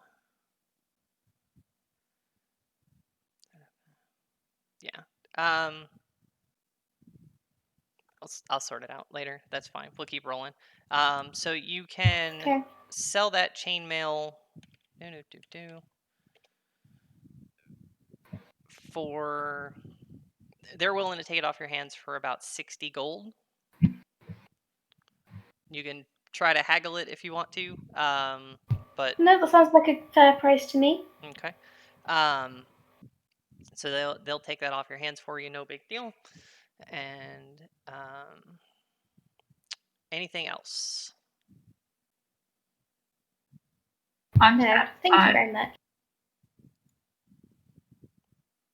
This is a medium-sized town, so they don't have like everything fully stocked out to the nines kind of thing. Like you can't go into shops and buy adamantine armor and weapons, and you can't go and buy like high-level magic items and things like that. There may be some specialty stuff that specifically suits their needs here in town, but as far as basic items go, like if you want to stock up on paper and ink, if you want to stock up on rations, if you want to pick up some fresh meat for the road, any of that kind of stuff is all here in this town and available to you.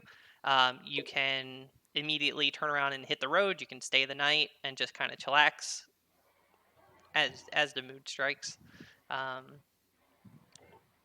Care would like to pick up a few things if she can find the stores. She'd like to get a couple of hunting traps, and she would like to get just like not dried meat, but like salt and spices and that, the stuff that you would dry meat with. Basically, she's setting up so that she can catch and make their own meals while they're on the road is her goal. She's also going to get like a frying pan or something similar to that because she doesn't have one yet. That will be very useful. Just like I said, just like a general cooking set kind of idea. Gotcha. Okay.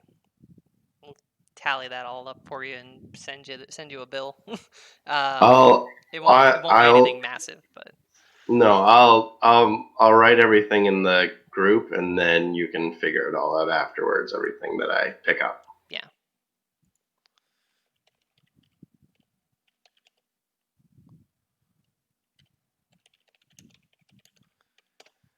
Okay.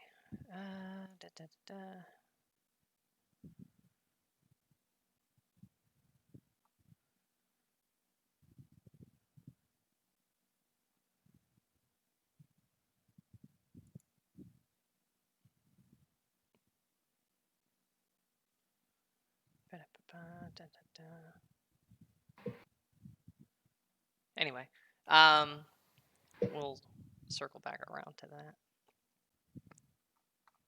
that. The collapsible fishing rod is the only one that I really need to actually get a number for.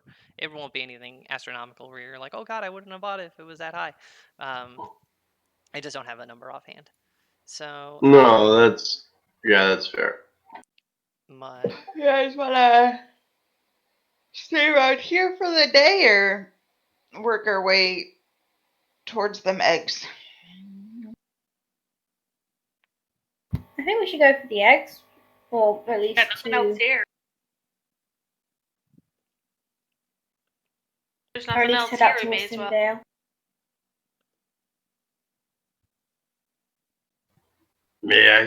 May I see that compass? Sure. Careful not to touch it with your bare hands. I don't trust this shit. Care is going to pop her mage hand, and then with her flesh hand, she's going to hold the bag and pull the compass out with the mage hand and pop it open and inspect it. So you just see her walking along, and then suddenly this purple arm just kind of grows out from the right stump where her arm would be, and it just looks like an exact copy of what her arm would look like. I have to say, I agree with Noon. I think this is probably very serious. I have had a look at it already. It's divination magic, so there's definitely pointing to something. Should we follow it? After we get the eggs, maybe. Sounds good. There's something else as well, which is why I want to be careful. Yeah. Yeah, I'd like to take a look at it a bit more, but later, maybe when we're camping. okay. Someone should make an Arcana check. Are you inspecting it, or are you actually casting like Identify on it? You just giving it like a quick, close look, kind of eyeballing it, kind of thing, or are you actually casting something on it? There's just a quick investigation kind of idea. Like she's not no better. Okay, just checking on that. So you can go ahead and, yeah, you can make an investigation check, just for kind of like giving it a close eyeball, checking all the details, looking for any sort of abnormalities in the mechanism itself, kind of a thing. You've been traveling about quite a bit. You've seen compasses, you've worked with them before. You know how it's supposed to behave and how it isn't, and all that kind of stuff. So you collectively you have a good idea of what seems off. It's just kind of looking for specifics. It's coming. This is what we talked about. Good rolls in the tavern, terrible rolls in the Well, as long as we're not fighting griffins today. Yeah. You take a close look. You were careful about pulling the compass out with your mage hand and turning it this way and that way and turning it about and stuff. And you do get what the notice was saying about it not really keeping track of, like, it's not pointing north like it's supposed to, and it's not, as you kind of like turn the dial, the arrow doesn't seem like it's not staying in a consistent spot. It keeps kind of readjusting itself, shifting positions, and like, so one time it's pointing over here, and then it's pointing over there, and it's pointing over here, and now it's pointing over there. Kind of erratic, like it can't make up its mind which way it wants to point. And you can definitely tell that there's something to it, whether it's significant or if it's just somebody being a jerk and playing a prank by putting something like a hex on the compass. It is definitely a magic compass. But yeah, so you don't really get a whole lot of specifics out of it. You just go like, yep, that's definitely magic, all right. But you can circle up, get the stuff that you needed from the shops, and head back out on the road. On the road again. Gotcha. With the morning being spent as you did, you would be looking to camp realistically somewhere. Well, you'd get roughly to the crossroads, maybe a little short of it. Maybe you're kind of camping like here-ish in that sort of time frame. Sounds good. So just as the scale that this map is on, if you used a measuring tool, a foot is roughly a mile. So if you want to see like how far you can get in a day, that's how far you can get in a day at normal pace, is about that far. That's your like hard pace, puts you about there-ish. Just so for your own reference when you're trying to draw arrows and chart stuff out, if you want to figure out how fast you can get from somewhere to somewhere on a road, that's a rough guesstimate of how to take time. It takes about 4 days to get from one side of the island to the other. Since it's around it from anywhere to anywhere, direct straight across, it's about 4 days. Roads add time and stuff. That'll give you just kind of a rough sense of scale and direction and things. So you get close to the crossroads, but not quite all the way there. Settle in for another night of camping. Ooh, excuse me. And who would like to? Ooh, excuse. I got hiccups all of a sudden. I think take while we are watches. camped for the night, Zedalia will ask to see the compass and actually do identify on it. Though it's risky because I gotta touch it, but hey, sometimes I'll you just be on gotta touch the standby. thing. I'll be on standby with my healing spells, but I'm also willing to take a watch tonight. We'll hang out. Why don't we do this before we sleep, so that all of us can be around you, ready to punch you if you go feral. That's fair. Yeah, I would definitely do it before bed, like somewhere between we set up camp, we made some food, I Before touched we're all the vulnerable. compass, and then we'll see what happens. Okay, so you don't want to do the 2 a.m. curiosity killed the cat version of identify. You want to do the responsible version.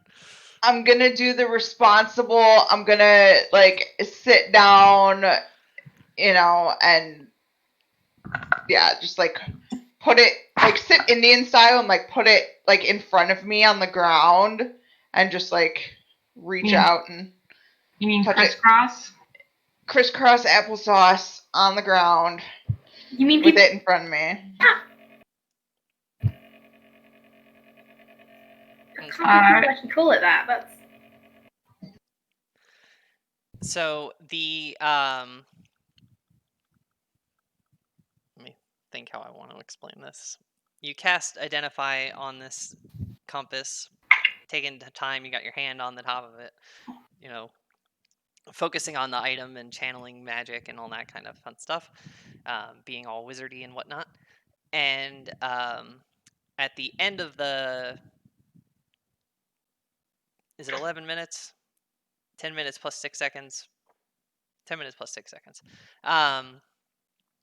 You identify the compass as, or the compass identifies itself, I guess, as a compass of true direction. It's an item that it points to where you want to be, but it's using a different plane's orientation to do it.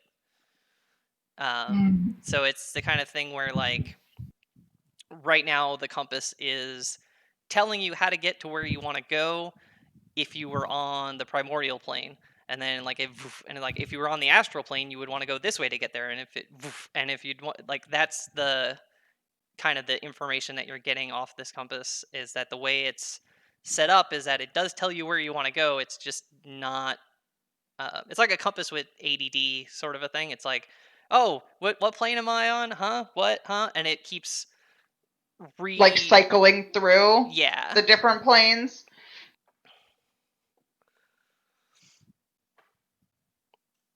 Honestly, that's pretty cool.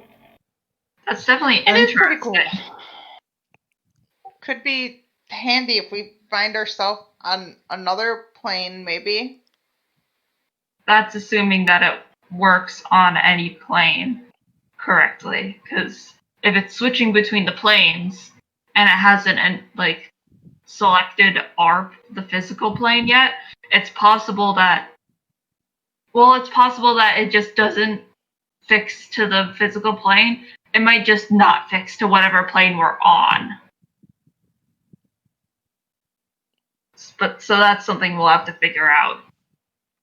I think Zedalia is probably going to be like, well, maybe if we study it enough, like we can figure out like the pattern and like figure out like which like plane is pointing where eventually. She doesn't know if this is actually possible. She's just like theorizing in her head.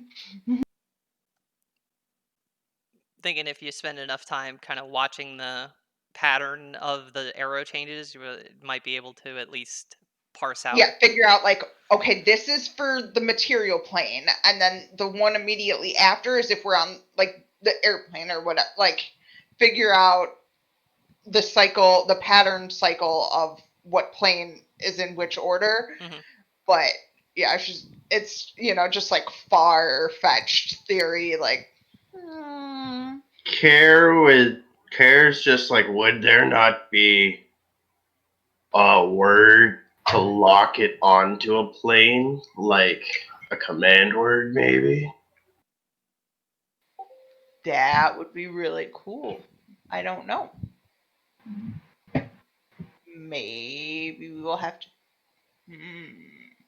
And her mind's just like spinning. So, is part of the identify. You don't get information about a command word or anything like that. This explanation does account for. I'm sorry, Carrot. Did you mention the detect magic and the auras that you saw and that kind of stuff to them when they started doing the identify, or have you just kind of kept that to your?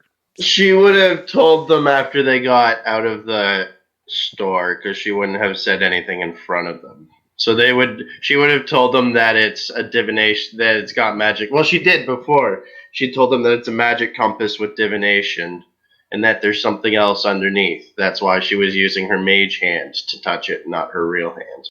Okay, just wanted to make sure I'm giving information that matches the information that you're given to each other. So the identified doesn't give you any sort of like command words or anything like that. You do get the sense that the item is attunable, or you could attune yourself to it if you went down that road. But you're not sure what attuning to it may or may not do. The divination magic would explain the compass giving you the direction you want to go, just not the right plane that you want to go to it on. So the attunement could explain whatever that other funky color was. It might lock it into the plane that you're on. It's a little fuzzy. It's got a little bit more to it than the surface level identify is able to give you. Let me put it that way. Yeah, I would probably just tell him like there's something more here, but I don't know exactly. But if someone attunes to it, maybe they can figure it out. But I would just kind of like leave it at that, and then like put it back in the bag, and hand it to. I think I got it from Noon, so I would give it back. Yep. I'll take it, put it back in the bag, and put it away. Okay. So that is your newfound compass. of true direction, with question mark loitering about it on every direction, on every side, I guess would be the less punny way to say that. Aside from that, everything seems fine. Nobody blew up. Nobody, turned into a demon. Nobody's eyes popped out of their head. Nothing crazy. You're like, Nobody died. It's fine. we're okay. We're doing okay. We're making good time here. But you can settle on your watches for the evening, and roll your perception checks for that, and then we'll resolve. Wake up the next day. Hooray! Moving on. Garnet's wanting to take a watch, possibly first watch, if that helps. That's fine.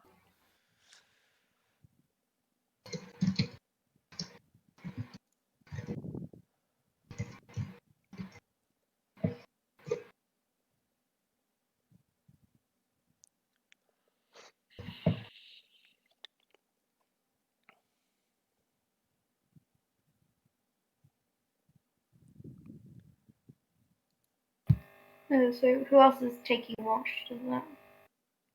Zedalia kind of standard takes long Alright. each time, unless like there's something weird.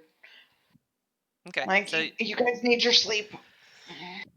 you can pick up watches 2 and 3. Then you can go ahead and roll those, and that'll be your 3 rolls for the evening. Yeah, 20. Doing really solid. Making the other campaign look bad. They're supposed to be big bad keepers, and you're rolling them under the table. Good. Not We're anymore. Jobs. I jinxed it. I'm sorry. That's all my fault. I So literally have a +6 to perception. The first. Garnet, you take first watch, and you are really distracted, whether it's the mystery of the compass, or still kind of like coming down off that holy crap, I delivered a baby yesterday. Like your head's not all the way in it. You're doing the best you can to be on watch, but you're definitely distracted by life in general, as that shakes out. You don't pick up on anything attacking the group, or out in the darkness, or any of that kind of stuff. You're on the lookout for any sort of flyovers after what Zedalia saw the previous morning. Don't spot any of that on the night sky. You're looking against the stars trying to see if you're like, nope. Nothing like that. You tag in Zedalia, put yourself off to sleep, and Zedalia takes over. Zedalia, you rolled super duper, hyper perceptive, super on the ball all the time. Like you hear the like lightning bugs wings flapping off in the shadows, and you're just like, I see you. Pulling that kind of stuff. And the double check what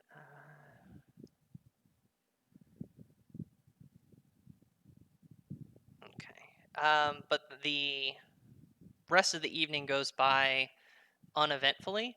You carry through your 2 watches. You know that you feel confident that you haven't like missed anything. If there was something off in the bushes somewhere, you feel like you would know it. Nobody like snuck up on you and snuck away without you knowing, kind of thing. Like you feel like you really had a good beat on the evenings ongoing, as everyone sleeps around you, a little bit of snoring here and there. Wake everyone up, ready to go. Shake, shake, shake. Grab some breakfast. Get some rations out. All that kind of fun stuff.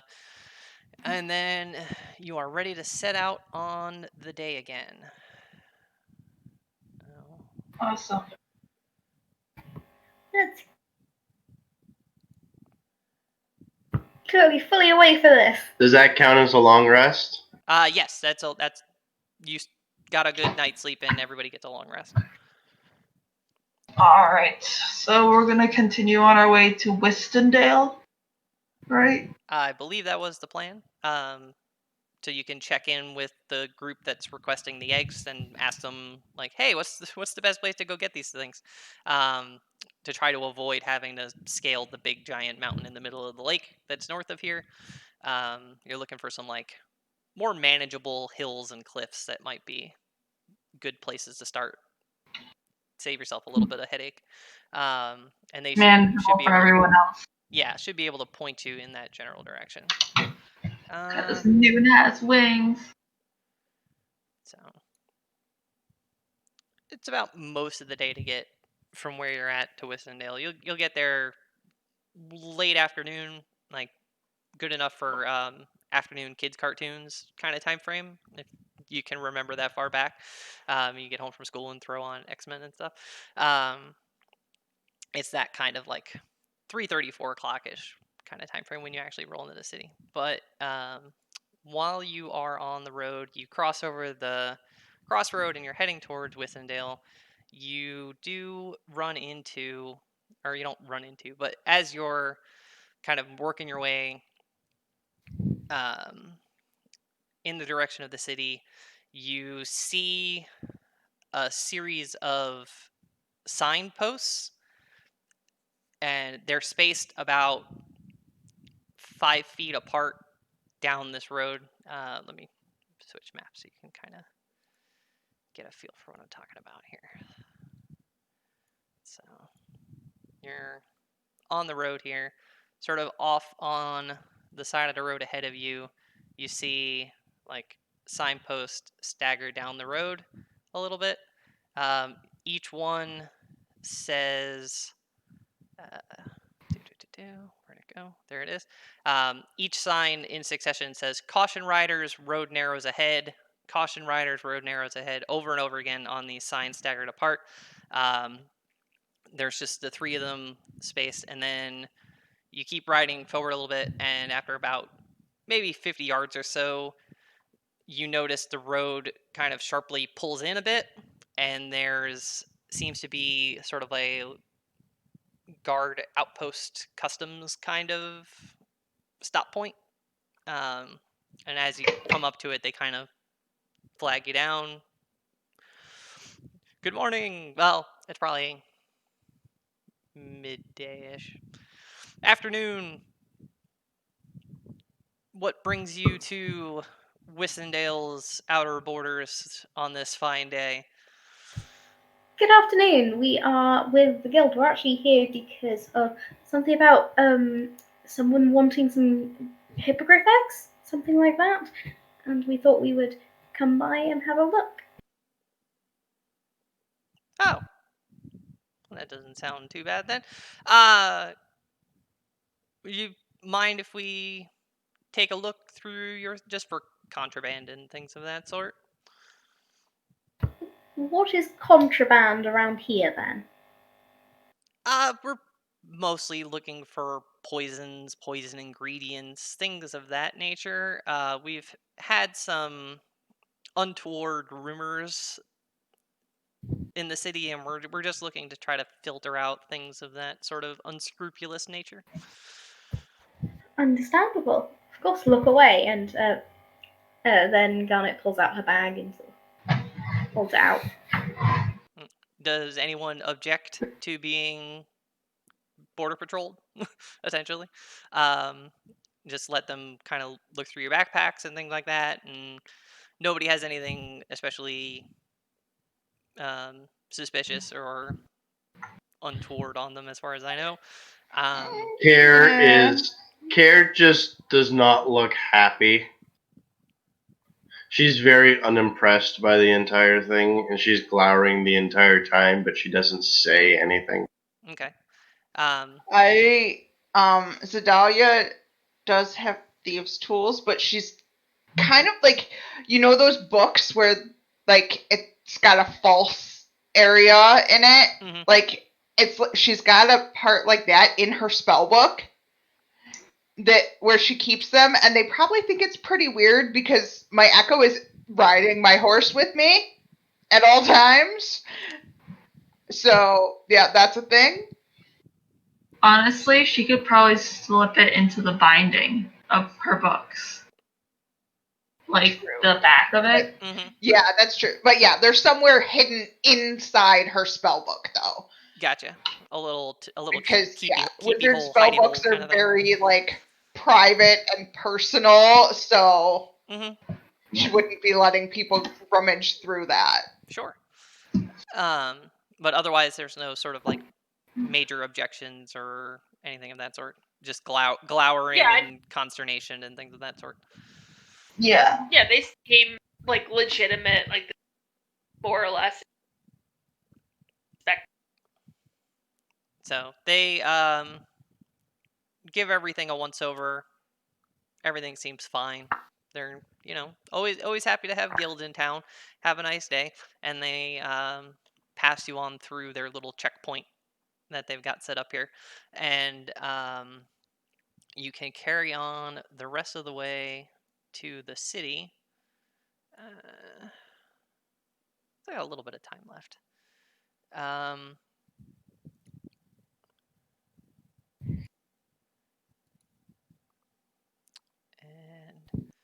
So you pull up to kind of the outer gates of Wissendale, and it is a very large city. This is the capital of Quatrolot, one of the two kingdoms that are located on this island.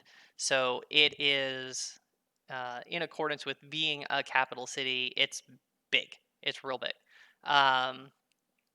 They are. It's one of the two. It's home to one of the two largest guild halls on the island. Accustomed to the size of the town, they do a lot of business here. They have a lot of resources in town, all that kind of stuff. It's think like a Baldur's Gate or a Waterdeep kind of city. It's big. You name it, people are coming and going. There's trade goods moving all over the place. A lot of hustle and bustle. It's a full on active city. The architecture is somewhat medieval Europe, but there's a touch of industrialization to it as it was built up more significantly in recent times. They've gone through some rapid expansion as they've sort of separated away from Fielton and Pactoro. They've really kind of industrialized themselves a bit. So there's this not quite Victorian steampunky vibe. It's not that far out, but it's medieval plus a bit, kind of, I guess, would be to give you a little bit of a sense I of your like surroundings. medieval plus. And like I said, it's real big. Lots to do. Lots of intersecting streets and back alleys and all of that kind of fun stuff is here. You can ask around a little bit, and eventually they'll point you in the right direction for where you want to go to check in with this sort of Griffin Corps that flies around the island and does scouting and patrols and sort of Quatrolot. It's not quite like an Air Force per se, but sort of is. They do sort of patrols and scouting and things of that sort to try to make sure that the island at large isn't in any sort of significant craziness going on out in the wilderness, because there's a lot of woods on this island, so it's easy for things to get lost and not so easy to traverse on foot. That's why they fly around. So let's see. Real quick. Yep. I want to ask someone who lives here if there's supposed to be a border check for the city. Sure. Yeah, like, is this normal or something new? Is this normal? Is this new? Is this fake? So you, as you're coming into the city itself, there's of course like another set of guards at the gate itself. They're sort of literally gatekeepers that would kind of be responsible for dropping the portcullis if there was danger or that kind of stuff. So you can ask them on the way in, like, hey, is that thing up the road there legit? Like, what the hell? And they would let you know that, yeah, it is something that they set up. It's a new thing. We're hoping it's not have to be a permanent thing. We're just trying to be extra cautious and see if we can catch things an extra step out from the city itself. Just being a little extra cautious right now. But yeah, that's kind of what you get out of that. All right, good to know. But what I think we're gonna do is You call need it to check? here. Sorry, what was that? Oh, I was asking if why are they suddenly doing the check? Oh, well, the guard at the previous station mentioned it, and the one at the gate would reiterate it. There's been some rumors of some less than savory characters plotting afoot. Possibly it's very what am I trying to? Can't think of the word right now. Maybe a hand and an arm too. Well, they don't have a lot of concrete. It's very tenuous at the moment, but they're worried about possible assassination of council members that run the kingdom. So that's why they're on the lookout for like poison kits and disguise kits and those kinds of things, because they're worried about these rumors of assassination that have sort of bubbled up a little bit. It's mostly rumor and hearsay, and they're hoping that it's nothing, but they're not going to take a chance.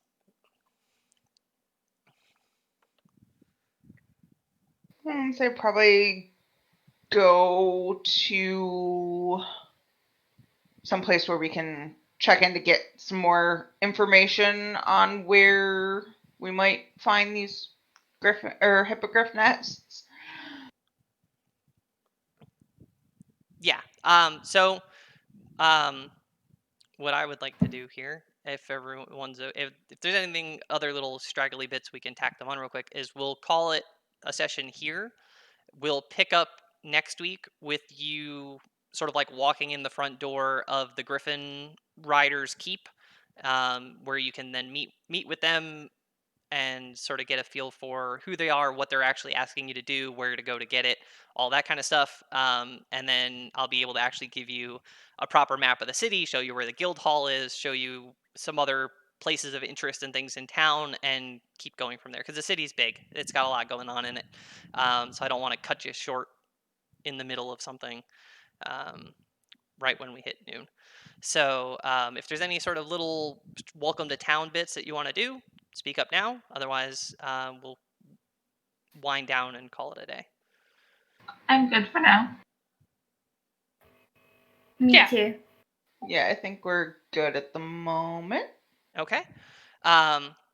In that case, thank you everyone who tuned in to the very first session of the Lyceum Project. Thank you to my fantastic players for putting up with the growing pains of my first stream actually running the stream. And we hope to see everyone back here again, same bat time, same bat channel next week. So have a great morning, and yeah, we'll see you next week. Bye. Bye. Have a good day, everyone.